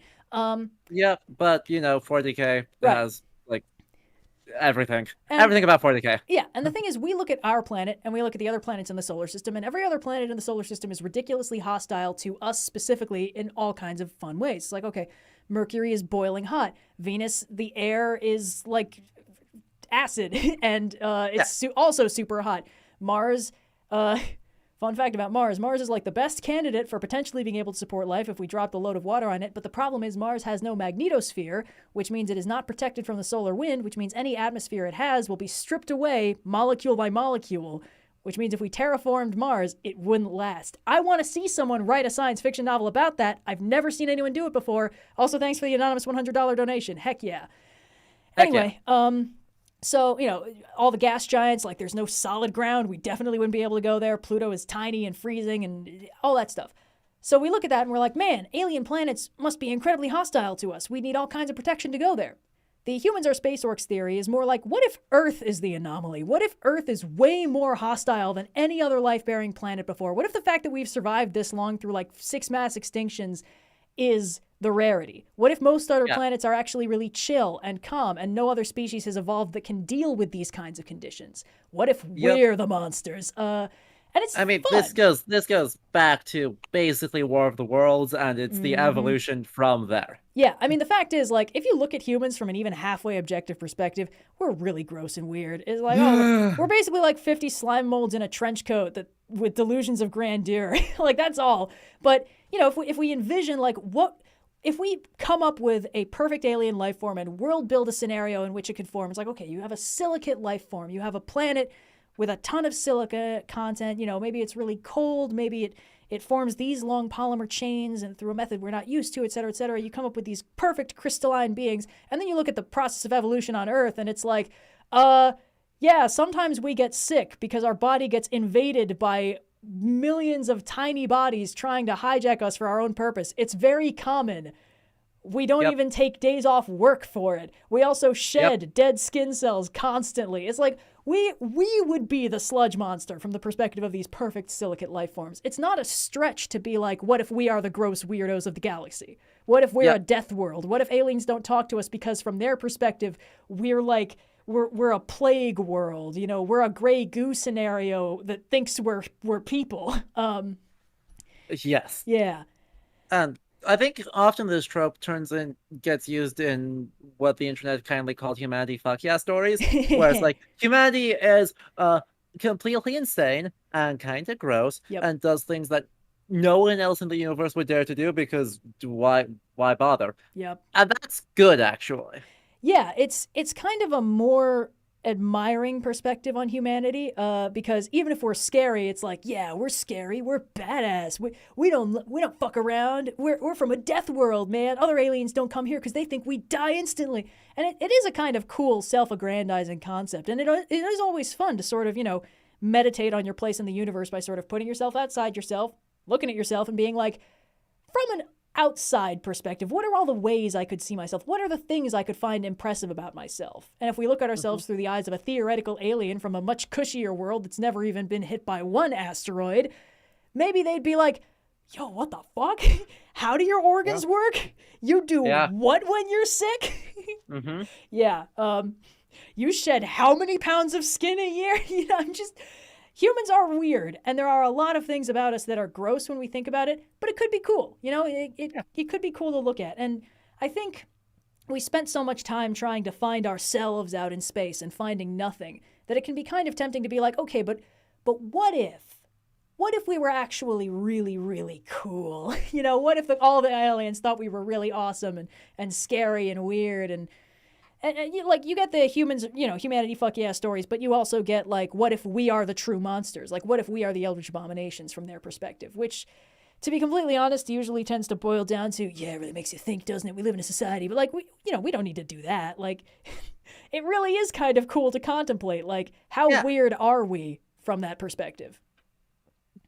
Yeah, I agree. It is super cool. I always have a small problem with it, in that it can get a little too self-aggrandizing. Yeah, but it's like, overall, it's like, it's fine. It's all speculative fiction. I really can't be bothered to be like, oh no, about it. The problem is, I think, like, humans have a lot of contradictory traits, and one of them is that we are a mix of extremely fragile and extremely tough. Like, we can survive weird shit, but we can also die from weird shit. It's like, you can like fall down wrong and die, but also you can get impaled through the brain and survive. Like, it's completely temperamental. It's a coin flip a lot of the time.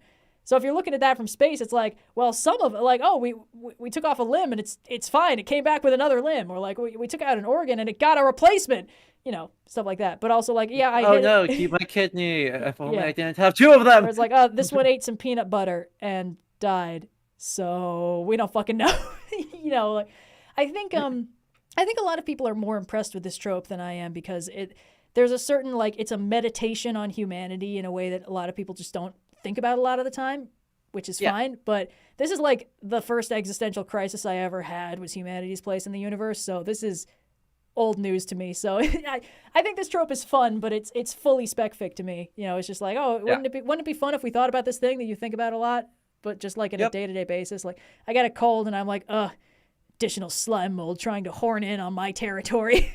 Get him, girls. Sick the white blood cells on him. Humans are so fucking weird. But, like, we all know that, right? Like, we're all human. We all know we're fucking weird. Anyway.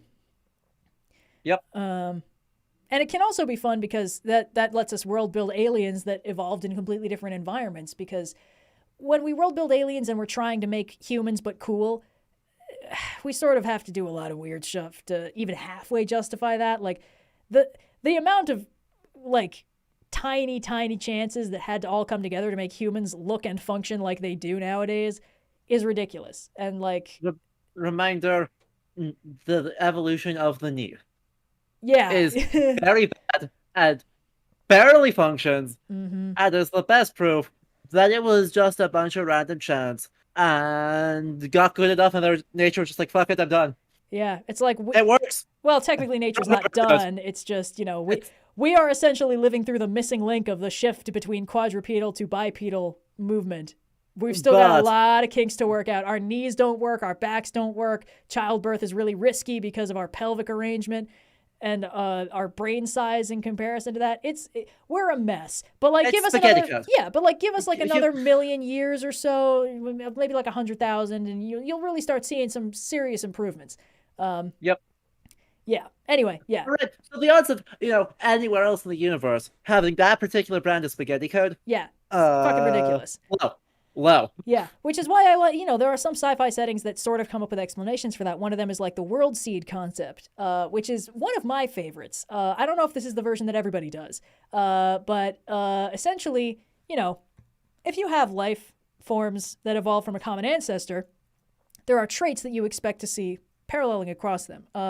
Like the mere idea that you might have an alien species with DNA is absurd. DNA is so fucking complicated. Like, anytime you have an alien species and, like, humans and that alien can have, like, viable children together, I'm like, this is fucking ridiculous. Yeah, that's not true with any other species on this planet.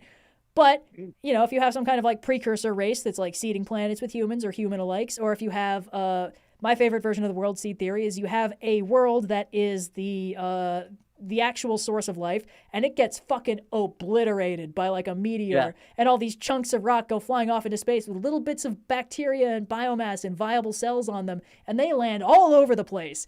And suddenly you have a galaxy seeded with life that all shares this distant common single-celled ancestor. So they're all going to show up in completely different shapes, but they all share the same basic nucleus. And I just think that's really cool. I think that would be really fun. Yep. I hope that if our planet ever gets obliterated, and statistically it will be, I hope that that's what happens to us. And we end up seeding this whole galactic arm and all of those sun-alikes that were being spat out by the same solar nursery that spat out our sun. Yep. Yeah. Is DNA theoretically an Earth-only trait, like, scientifically? It's more like if you rolled 100 dice, like, 5,000 times, you're not going to get the same chain of numbers as resulting twice in a row. Exactly. Yeah. Now, DNA is not the only method of, like, encoding life on Earth. Yeah. So, there could be radically different ones. But yeah, right, the odds of two groups being close enough genetically to actually have, like, offspring at all, much less viable offspring. Yeah. Comically low. Yeah. Just, it would literally never happen, which is why you either don't care, it's fine, you know what, it's Star Wars, it's fine, who cares, or here's an explanation, that could be kind of cool. Or they can all be horny and there are no consequences. Oy. Oh, boy, let's see. Ooh. So the trope moral event horizon, that one's a little spicy because it ties in with the space of redemption arc tropes, and that is automatically spicy. So first of all, real quick, before we do that, just housekeeping. I'd say we probably want to tap out in maybe 25 minutes, make this an even 3.5-hour stream. Yeah, I can do that. Yeah, sounds good. And I've still got a little bit of tea to work through, and my throat's not that shot yet, so I think we should be okay.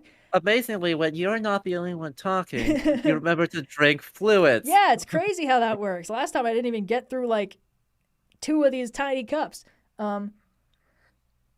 Right, so the moral event horizon trope. And the other side of that, it would be great if we could hit our 10K goal. Until then, the fundraiser is going to be active for 2 more weeks. The VOD of this is going to be up pretty quick, so if the VOD is still, if the fundraiser is still active when you're watching this VOD, feel free to donate. It is for an excellent cause. Anyway, I'm sorry, the person saying it's all DNA on Earth as far as we know does not know what RNA is, but that's okay. Exactly. It's fine. Does not know all the bacteria that use RNA only. Yeah. And the fucking biological mess that it was, the transferring from RNA to DNA structurally. But anyway, the moral event horizon trope, the gist of the moral event horizon is it takes the analogy of a black hole, which has an event horizon past which light cannot escape. The gist of a moral event horizon, $100 anonymous donation, thank you very much.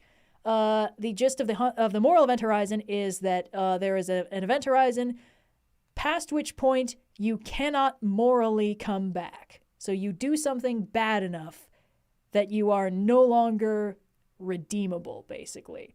This is a complicated concept because irredeemability feels like a contradiction in terms when you examine what redeemability means. The fact that the concept of redemption, as I understand it, I must clarify, I am in no way Christian and have been insulated strongly from a lot of the very Christian concepts of redemption. Oh my God, $500 for nobody in particular, an anonymous $400 donation. But the point is, there is a concept of redemption that I am not familiar with because I was not raised in that space. So the one that I understand is that if you deserve redemption, you don't need redemption. Redemption is for people who are bad and have done very bad things.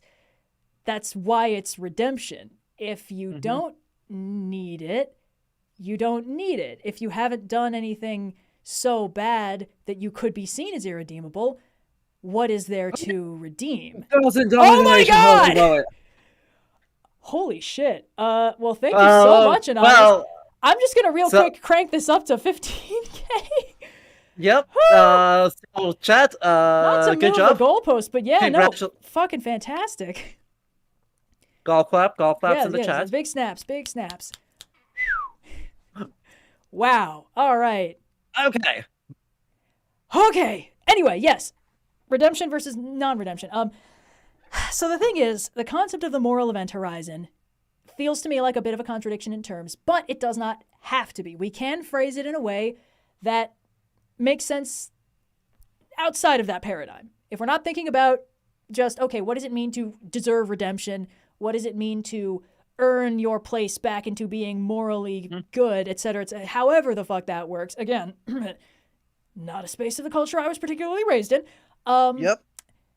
Then the moral event horizon can be seen more loosely as, at what point is somebody no longer a good guy? Like, when does somebody go from being, okay, yeah, they've done some bad things, but, they're still ultimately good-hearted, to, like, that's a straight-up villain, baby. Setting aside the idea of whether or not a villain can be irredeemable versus redeemable, or, whether a villain who stops all villainy and only goes on to do good things from that point forward constitutes being redeemed or whatever, we can still, anonymous $100 donation. Thank you very much. Don't want to stop calling those out just because we're not seeing the decimal place anymore. Also, the shouts to the $5 donations, because we love the $5 donations as much as the big ones. Yes. Because, like, over half of the total we raise is usually from donations of less than $20. Right. Even those tiny amounts make a hugely meaningful difference. Yeah. And we love all of them equally. This whole thing doesn't work if we don't do collective action, and everybody chipping in is what makes this kind of thing work. So excellent. Anyway, sorry. So the gist of the moral event horizon being, okay, that was too much. That crossed the line, basically. The line is thus the moral event horizon. And of course, this is subjective. This depends on each setting. This depends on each character. Something that could be seen as like, oh, that's too much for one character might be just par for the course for another character. Some characters have no killing policies. If those characters ever kill, that's the moral event horizon. Some characters couldn't care less about that. And for them, the moral event horizon is like killing a named villain or something like that. Yeah. So. That one's so difficult because on the one hand, right, culture is obviously super subjective and morality is culturally dependent. Oh, yeah. Right? So, we super do not want to universalize morality to the point that there can be a broadly applied event horizon. But looking at how individual settings construct an event horizon can often be super cool. So, right, I've been playing a lot of Pyre recently. I was just early before the stream. I was working on a video about it. So in that setting, right, Supergiant's Pyre, pretty much the justice system is you get yeeted into this super hostile underworld, and if you die, you are irredeemable. And if you can survive 3v3 basketball it's the basketball one. I know about this. Basketball. If you can get extremely sick at 3v3 basketball, you will get a cushy ministerial position and be fully accepted back into the Commonwealth, and you have crossed back over the moral event horizon. And if you die, you just weren't good enough. Most people die. Yeah, that tracks. So, that's a super interesting one in that the moral event horizon is objectively terrible. Yeah, it's a lot. It varies from story to story, character to character, setting to setting, writer to writer. It doesn't even stay consistent if, like, the writer changes during different stories. I see chat bringing up Anakin/Vader a lot. I think he's an interesting examination because the way the story frames it is essentially, okay, you crossed the line when you killed them younglings. You really shouldn't have did that, broski, which is wholly fair. I would say that murdering a whole bunch of children is bad, and he shouldn't have done that. Actually. Yep. I would also say that this is significantly worse than anything he'd done up to that point.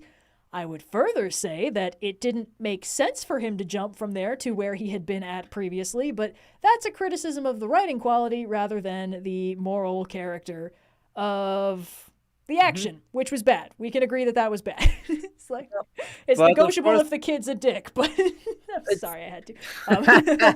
Anyway. Of course, Vader, like, that is the moral event horizon, at which point he is dark side, dark side, dark side. Yep. But not the moral event horizon as in, there is literally no redemption, you are doomed for all eternity. Right, especially since the whole point of Vader, as we knew, is, he's gonna get, he's gonna come back to the light side before he dies. He's gonna have a redemption equals death. Really cut it close to the wire, but banished it in the end. Oh, it's so fucking funny watching that scene, because he takes his sweet-ass time. Like, Luke is getting toasty fried for like a solid 30 seconds before Vader's like, is letting my son die bad, actually? It's just... Hey, give him a hot minute, all right? He's busy. He's multitasking. Admittedly, Sarcastic Chorus pointing out, second time he murdered innocent children. Them Tusken kids also count. But the Tusken kids weren't as cute as those poor Jedi younglings. So also, they weren't on screen. Yeah, so they don't count. Everyone knows moral sins are only bad if they happen in the eyes of the audience. 200 Canadian dollars. Thank you, Anonymous. Hooray. Yeah. But yeah, right. Also, though, I'm not super comfy with the idea of the moral redemption being committing another murder. That's a fair point, but the Emperor was bad, so it was okay. Therefore, it's fine. But I'm not entirely comfortable about the redemption for the person who committed a lot of murders. Yeah. It's just one more murder, but on the guy we don't like this time. Well, you can see why I was hemming and hawing about this one a lot. It's this whole space of redemption tropes is so complicated and layered, and like there's no way to phrase this that doesn't get somebody mad at me. Fair. And the fact that I started with like, I'm Jewish, I don't know what any of this stuff is, was just kind of like, let's just front load it, Let's just get the people mad already. I don't know. I think this is a complicated space for many, many very self-explanatory reasons. Hello, Blue. I do, in fact, mean Californian dollars. True. Oy vey. Well, hello there. Yes, General Kenobi. But as we were saying, the concept of a moral event horizon, I think it's difficult to say this makes the character irredeemable because that opens up a whole other can of worms, but this was notably worse than everything else this character has done thus far, and it's going to take more work for the audience and other characters to get to a good place with them, I think is a fine way to phrase it. Also, like, that's, I think, a more practical metric anyway, not whether the audience believes a character has been redeemed, but whether the characters trust that character, you know? Like, with the whole Vader situation, like, we probably wouldn't trust him around babies ever again. But Luke, that's a different story. Also, Blue, good to know that your travel curse did not claim you. You've lived to fly another day. Okay, let's see. Sorry, chat's really flying. Science also now. Oh, yo! We live, man. Congratulations, everybody, on surviving. You know, when I messaged you guys earlier and I was like, we're going to be streaming well into the night. You guys should definitely show up. You were like, we're going to be flying. And I was like, oh, yeah, that makes sense. There's probably no chance that we'll run that long. Surprise! Fool that I was. I'm so excited to get the DL on the VidCon, the hot goss on the pod. Blue, we need to be up this week. I need to hear the goss. Oh boy. But yeah, sorry. Redemption arcs, character stuff. The thing I was saying is that I think while saying a character is objectively irredeemable is a whole hot mess and a whole can of worms and all that jazz, I think a character in the story saying, hey, like, I don't trust this character anymore and I maybe never will again, versus a character in the story saying, I trust this character now, I'm willing to give them a chance. That's essentially, I think, the only redemption metric that really matters in the space of the story. Like, whether or not the audience trusts, that's fine, but, like, it doesn't make sense for the character to trust them.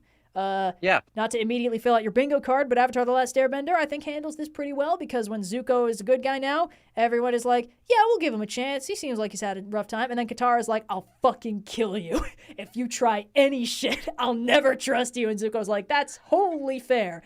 And the fact that she changes her mind is a sign of development both on her part and Zuko's part, but the fact that she initially starts with, like, how can I ever trust you after what you've done to us, makes total sense. Yeah. And, like, it doesn't matter that we, the audience, are like, no, we've all seen Zuko's big moments. We trust him. It's like, yeah, but why the fuck would Katara trust him?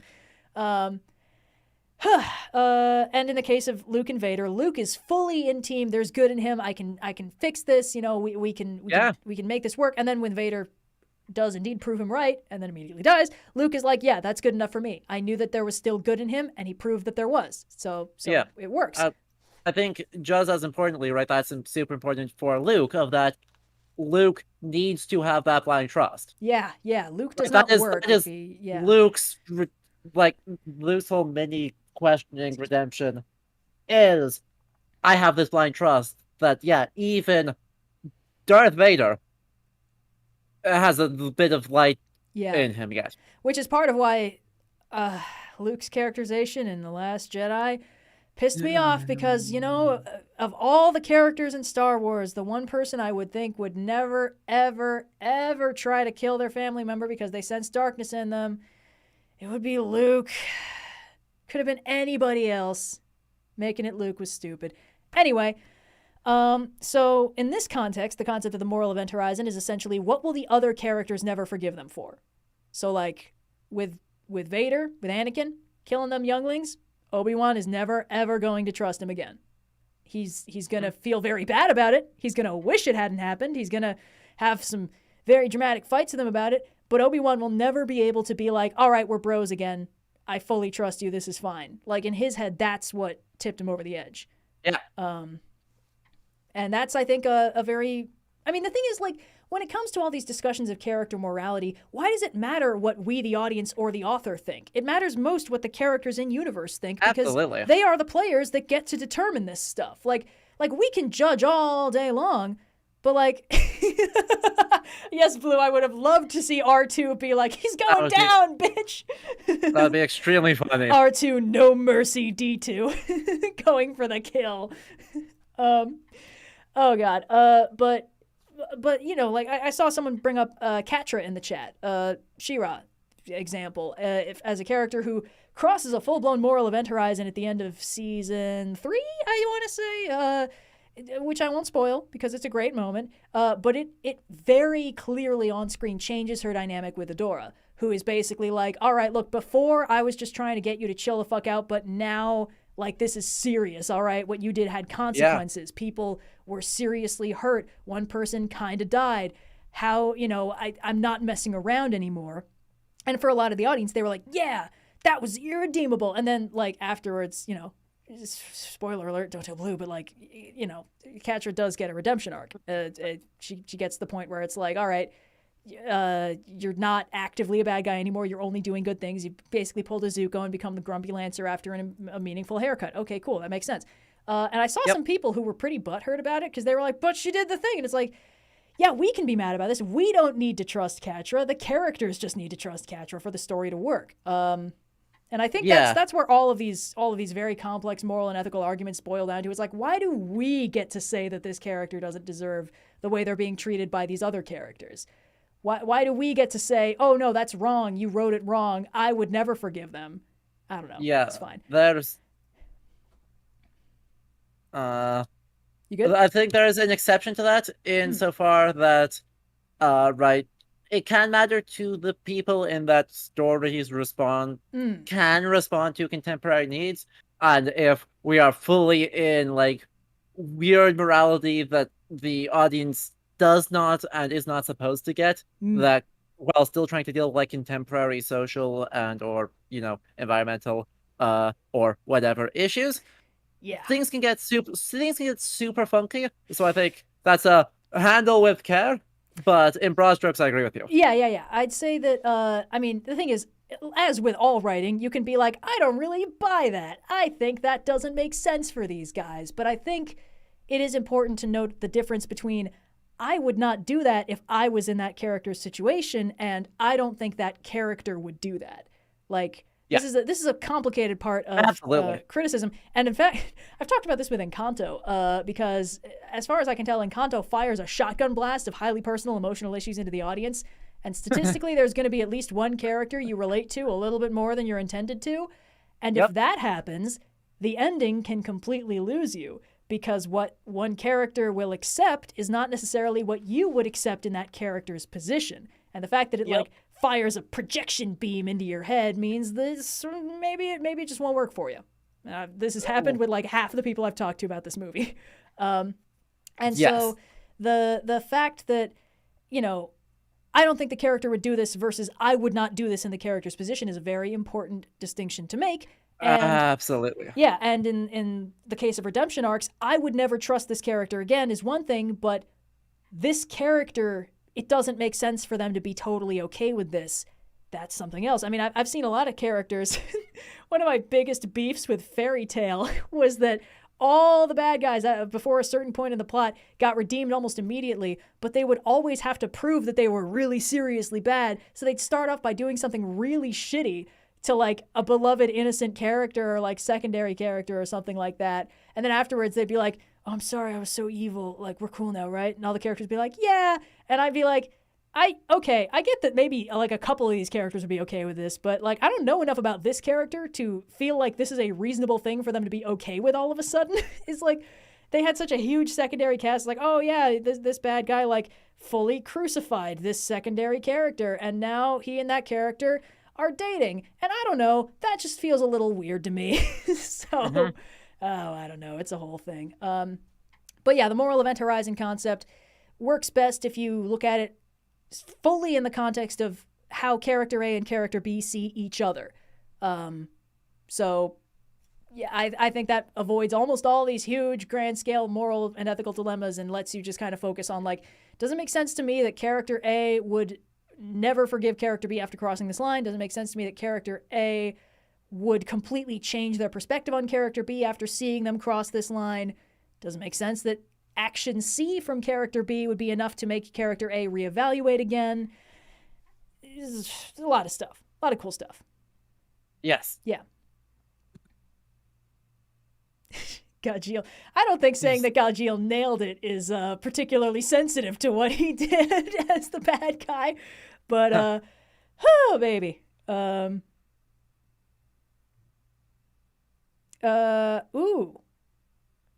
Yeah, you know what, Blue? Yeah, let's do subscriber only chat. It would indeed be nice to not have to to let our snipers stand down rather than taking down sex bots all night. Baby. Let's see. Today's lesson is that crucifixion is okay if you feel really bad for it. Jesus. Speaking of theology. Literally launching this medieval redemption arc. Oh, baby. Like, that's a whole thing. Yeah. Okay. Oh, buddy. Oh, boy. Okay, all right. What do you say? One more and then we call it? Yeah, I think that's probably a good idea. I like the disparity between people being like, all right, gentlemen, it's been an honor. It's like, the subscribe button is right there. You'd be fine. But it's just fine. Yeah. I won't force anybody, okay? It's right there. It's one click. It's super easy. It really helps. Only a small percentage of you. Oh, wow. It even has a banner. Only subscribers of 5 minutes or longer can send messages. Oh, no. All right. Well, you know what that means. We're not even going to finish the next trope before you'd be allowed to talk again. I mean, we could drag it out a little bit. We could be nice. It's funny. Almost every time we post a new video, the initial subscriber impact is negative. I'm not sure entirely why. Like, it can be one of our best performing videos ever, and like for the first hour, it's like negative 20 subscribers. It's like, oh shit, okay. Maybe we'll finally tip the scales the other way.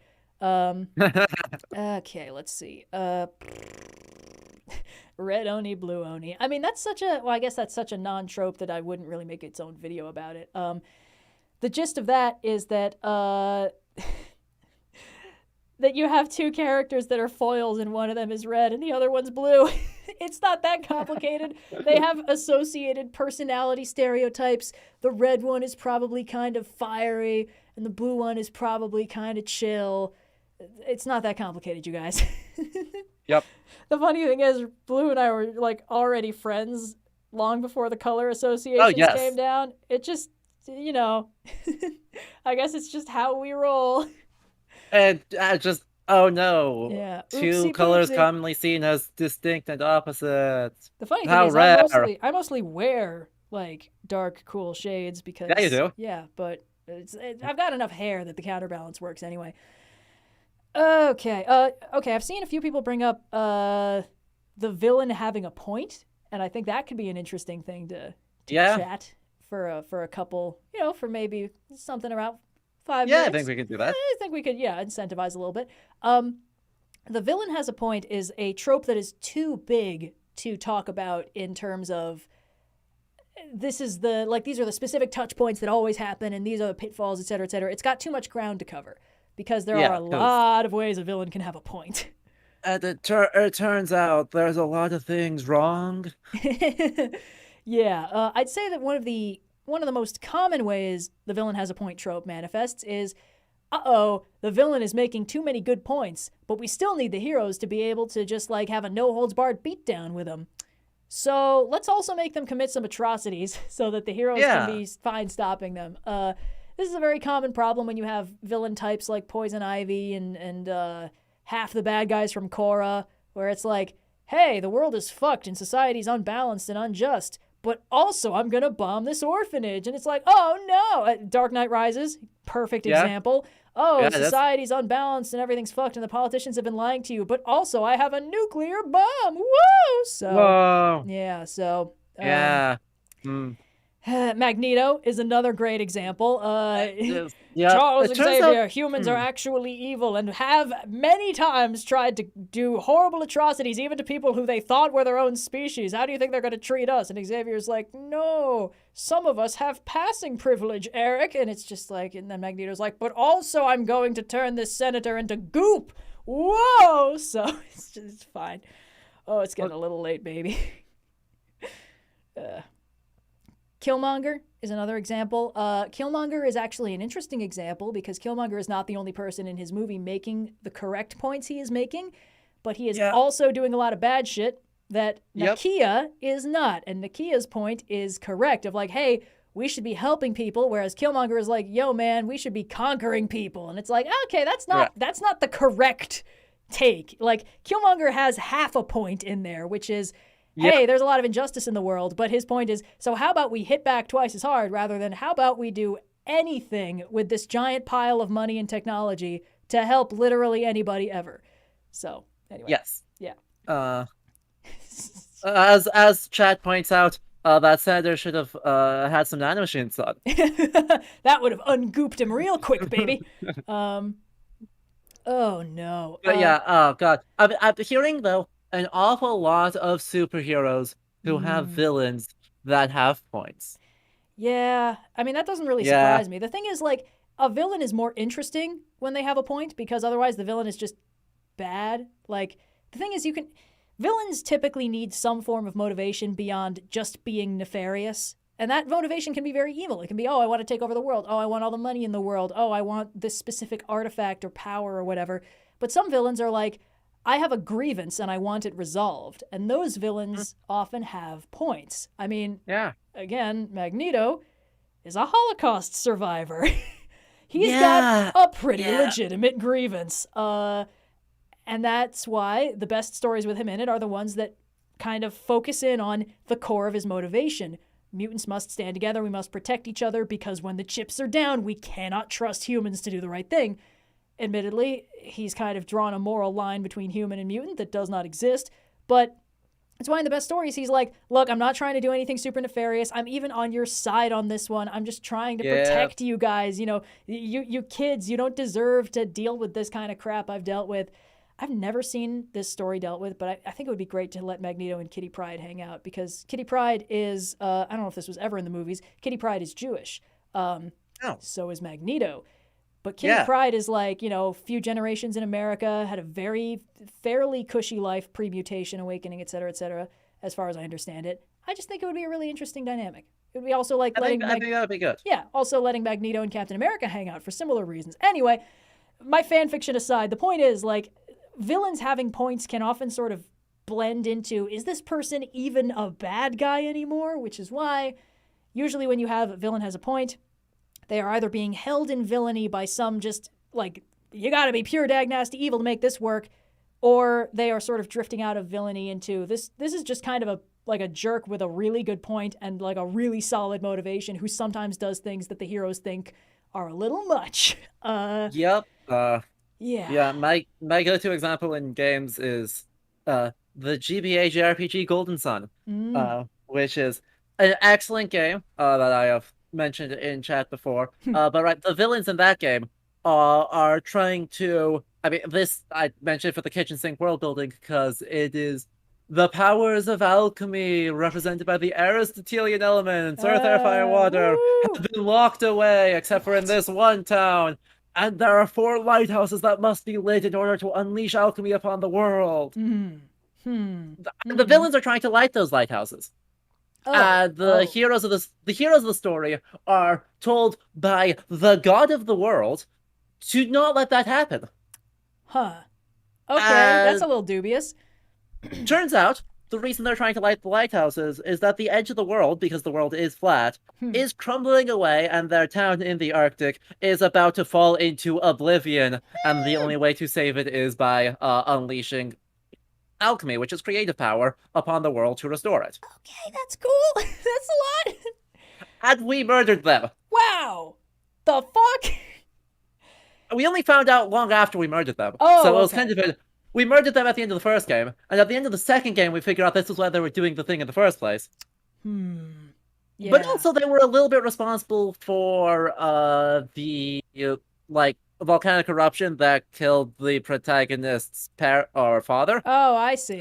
Okay. You know, they did some extremely contrived, absolute nonsense to justify them being the bad guys. No, it's fine. You know, you kill my family, I kill yours. It's all good. Yeah, I mean, it's man, this is like, that's just full blown. Are we the baddies at that point? Like, oopsies, we killed the people trying to save the world. I think that officially makes us the minions of evil. It's a JRPG, right? They always end with fighting God. Luckily, it does not actually end with fighting God. I don't know. I feel like this guy Because maybe deserves it. oh, this God totally deserves it. But the main actual third probably bad guy gets murked by the God, so that's fine. Hmm. Oh, I'm not gonna spoil what kind of the back end of Lost Age, even though it's from 2003. Uh, so old. Yeah, But yeah, right about ancient. halfway through the second game, everyone's the two different groups that you play as meet up and they talk it out, and they're like, okay, you know what? Screw it. We're this far. We're just going to light the last lighthouse. I kind of get it now. Hmm. And so, Yeah. as okay, chat spoiled it for us. So, didn't actually kill the protagonist's father because they just got kidnapped into the Arctic, where this god turned the the two protagonists' sets of parents into a three-headed dragon that is the final boss of the second game. Oh, We only almost murder our own parents. that feels worse. It's not better. Okay, fantastic. I love that game so much. Yeah, sorry, chat's been bringing up Silco from Arcane, who is an interesting choice because he's definitely in camp. He's got a point. The reason we dislike him is not because of his societal points. It's because of his personal, like, the bad shit he's done to the Kind of characters not that a we good care person. about. Yeah, he's also kind of a terrible person. And Silco is interesting because I think we are actually meant to sympathize with him for those same reasons. Like, his grievance about, like, hey, the Undercity is fucking, like, everyone is miserable and sick and, like, chronically ill and dying because we're super polluted all the time. And, like, we've seen what the Overcity is like and the fucking idiot talking heads that run that place and, like, couldn't care less about the pores as long as they're still cranking out all the goods they need. Like the whole point of Arcane is like, yeah, systemic injustice absolutely sucks, and it cannot just be fixed from one side. Like, Vander starts off the show basically being like, look, it's bad, but we've got a sort of tenuous peace. We're maintaining the status quo as best we can. We have some protection with sort of back alley deals with the chief of police. We can keep this going. We can make it work. We tried the violent revolution thing. It didn't work. So we're not doing that again. And by the time Vi like grows up, she's kind of mimicking Vander's attitude. Like, we tried the violent revolution thing, that did not work. So instead, let's just direct all that violence at Silco because fuck him. Which is like, I don't know if that's the best attitude, but the helpful thing about Arcane is that none of these characters are moral paragons who we're supposed to think are doing the right thing. Like, Yeah. Vi is the closest we get, and we know she is motivated by personal anger and grief and very, very personal motivations about Jinx that are actively blinding her to all the damage that Jinx is doing, which is just very interesting. I think that's a fantastic attitude towards these characters because it sort of means like all this stuff that's happening, it's bad, and we know it's bad. And if we could think of a perfect solution, it would be great if we could do it, but we can't. It's like, okay, almost all these characters are aiming for the same thing. They want peace. They want good stuff for the Undercity. I mean, half the team Rich Boy bad, not even bad guys, but like the team Rich Boy characters are like, hey, we really want to like bring technology to Piltover. We want to make things better down there. I'm sorry, Indigo is figuring out the logistics of possibly joining the call. Oh no. Yeah, that would stretch this baby real long, but I'll be honest, like, if I had, like, a quick break to, like, make a little more tea, I could pull that off. I could hold off for a bit longer, but yeah, I am an hour ahead of you. Yeah, I think we should probably, well, I'll just let her know that we're probably winding down. Yep. Yeah, but anyway, sorry. The idea that Arcane's problem is systemic, not personal, is actually very well communicated. Like, there's systemic injustices. Almost everybody involved wants to fix them. Like, nobody wants the citizens of Piltover suffering. And like, okay, Silco's maintaining his power through a drug that is really, really bad for people. That's a bad thing.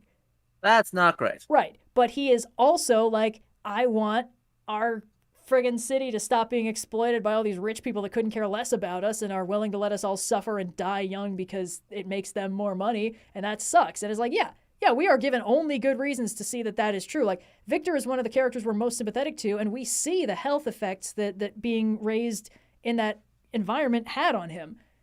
Yes. And it's like, okay, Vi can't punch this problem. Jace can't politics this problem into submission. Like, they can try, but it won't be great. Vi's vendetta against Silco is personal. She actually, like, she kind of inherited Vander's attitude of, like, this cannot be fixed. Like, we can't just, you know, we have to preserve what little peace we have, because we cannot, if we fight for more, we lose the little we have. It's a terrible situation everyone's stuck in, and that is framed as a believable issue for everybody to be dealing with. The fact that Silco is a bad person is mostly driven home by what he did to Vander at the beginning of the series, and what that situation resulted in, tragically, via the other stuff that happens, mostly with Jinx. Yep. Yeah, and it sort of ends up being like, okay, the villain's got a point, and it's not being offset by the bad shit he did. It's like, that all ties in with it. Like, villain has a point, and his point is why he hates Vander so much. So, yes. Yeah. Though, to be fair, Vander kind of has a point, because, you know, we have to end up at, you know, League somehow.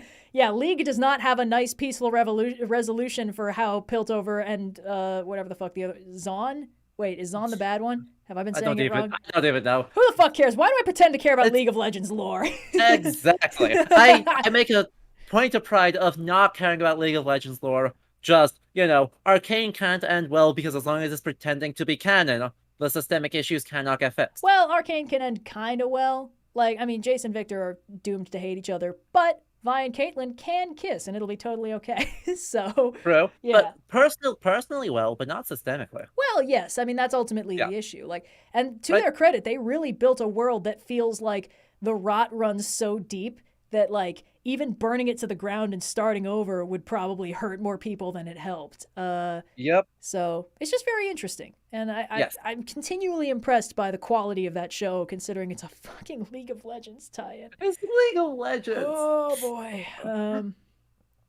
But, yes. Okay, sorry. Yes, Arcane is amazing, and you should watch it if you haven't yet. It's real good. Yep. Okay. Yeah, I think we're probably coming up on that's a good... about it. Yeah. I think I'm burning out of, like, the coherent ability to put words together. I mean, I've already been slipping up, so and we're creeping up on 4 hours. That's long for an After Dark. Yeah, it is. Why is chat just naming Doofenshmirtz? Does Doofenshmirtz count as a villain with a point? Is he even a villain? But also, yes. Is he even a villain? No, he's totally not a villain. He's a great dad, supportive. Exactly. Healthy relationship with his nemesis. I've never seen the show. I don't know why I'm talking like I have any authority on this. But also, you just nailed his character perfectly. The memes have not misled me, I see. Correct. Okay. Arcane's writing is good because Riot had nothing to do with the script. That makes sense. Bro. Excuse me. Somebody in chat is about to be smote. Goodbye. All right. There we go. Okay. Cool. Fantastic. He's just a divorcee. I guess that does make sense with Doofenshmirtz. Exactly. He's a divorced middle-aged dad whose midlife crisis was do evil ? Yeah, that makes sense. I get the feeling he doesn't really understand evil, though. And you know what? I respect that. I feel like there are some villains who normally just do, like, weird little schemes, and then sometimes they're like, oh, I'm going to do something absolutely heinous and ridiculous now. And that's a little bit of... It's a little dicey. It's a little tricky because it's like, sometimes if the heroes are just kind of joking along with this bad guy, and then the next week it's like, that's right, I'm doing horrible torture-y things now. And it's like, whoa, buddy, whoa, we were having cocktails last Thursday. What's going on? So there's a certain, like, this is like part of the inconsistency of, like, Joker and Batman the Animated Series. But what always works there is that Batman always takes his schemes seriously, even if they're fucking stupid. So when Joker escalates to, like, the shit he pulls in, like, Batman Beyond Return of the Joker, it's like, yeah, this is bad, but, like, it's just bad. It's not out of character. Anyway, I'm going to just keep rambling about tropes if this keeps going. So, all right. But maybe not. Yeah, all right. Thank you all so much for tuning in. This was extremely fun. This was lots of fun. Thanks for words. Thanks for having me on. No, of course. Yeah, this was great. I mean, having your insight into a lot of video games that I've never played and only know by reputation was very useful. Sorry, chat. Echo is not an example of villain has a point because Echo is not even halfway a villain. He's just a twist reveal with a funny mask. And it was very funny because before they revealed his face, I was like, it's got to be Echo. He's the only character unaccounted for in the present. Anyway, thank you all so much. $11,000 raised for Planned Parenthood is truly incredible. The fundraiser is going to stay open. So if you're watching the VOD, feel free to, sling a few dollars their way.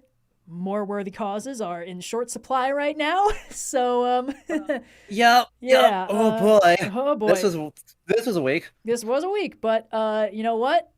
Keep on trucking. Help out everybody who you can help out. Take care of yourself. Drink fluids. Sleep. Drink fluids. Stay off of Twitter some days. I stayed off Twitter a couple days last week, and it was great for my mental health. Truly cannot be overstated how bad that website is for your perspective on humanity. Thanks so much for tuning in. I will try to get this timestamped quickly. It should be easy because we spent a solid 15 minutes on every single subject. Yeah, we did. Yeah, it's fantastic. Far better than last time. I'm still not done timestamping that one. Oh. I'll get it. It'll be fine. It's fine. But until then, we will tune off. And, peace out, everybody. Yeah.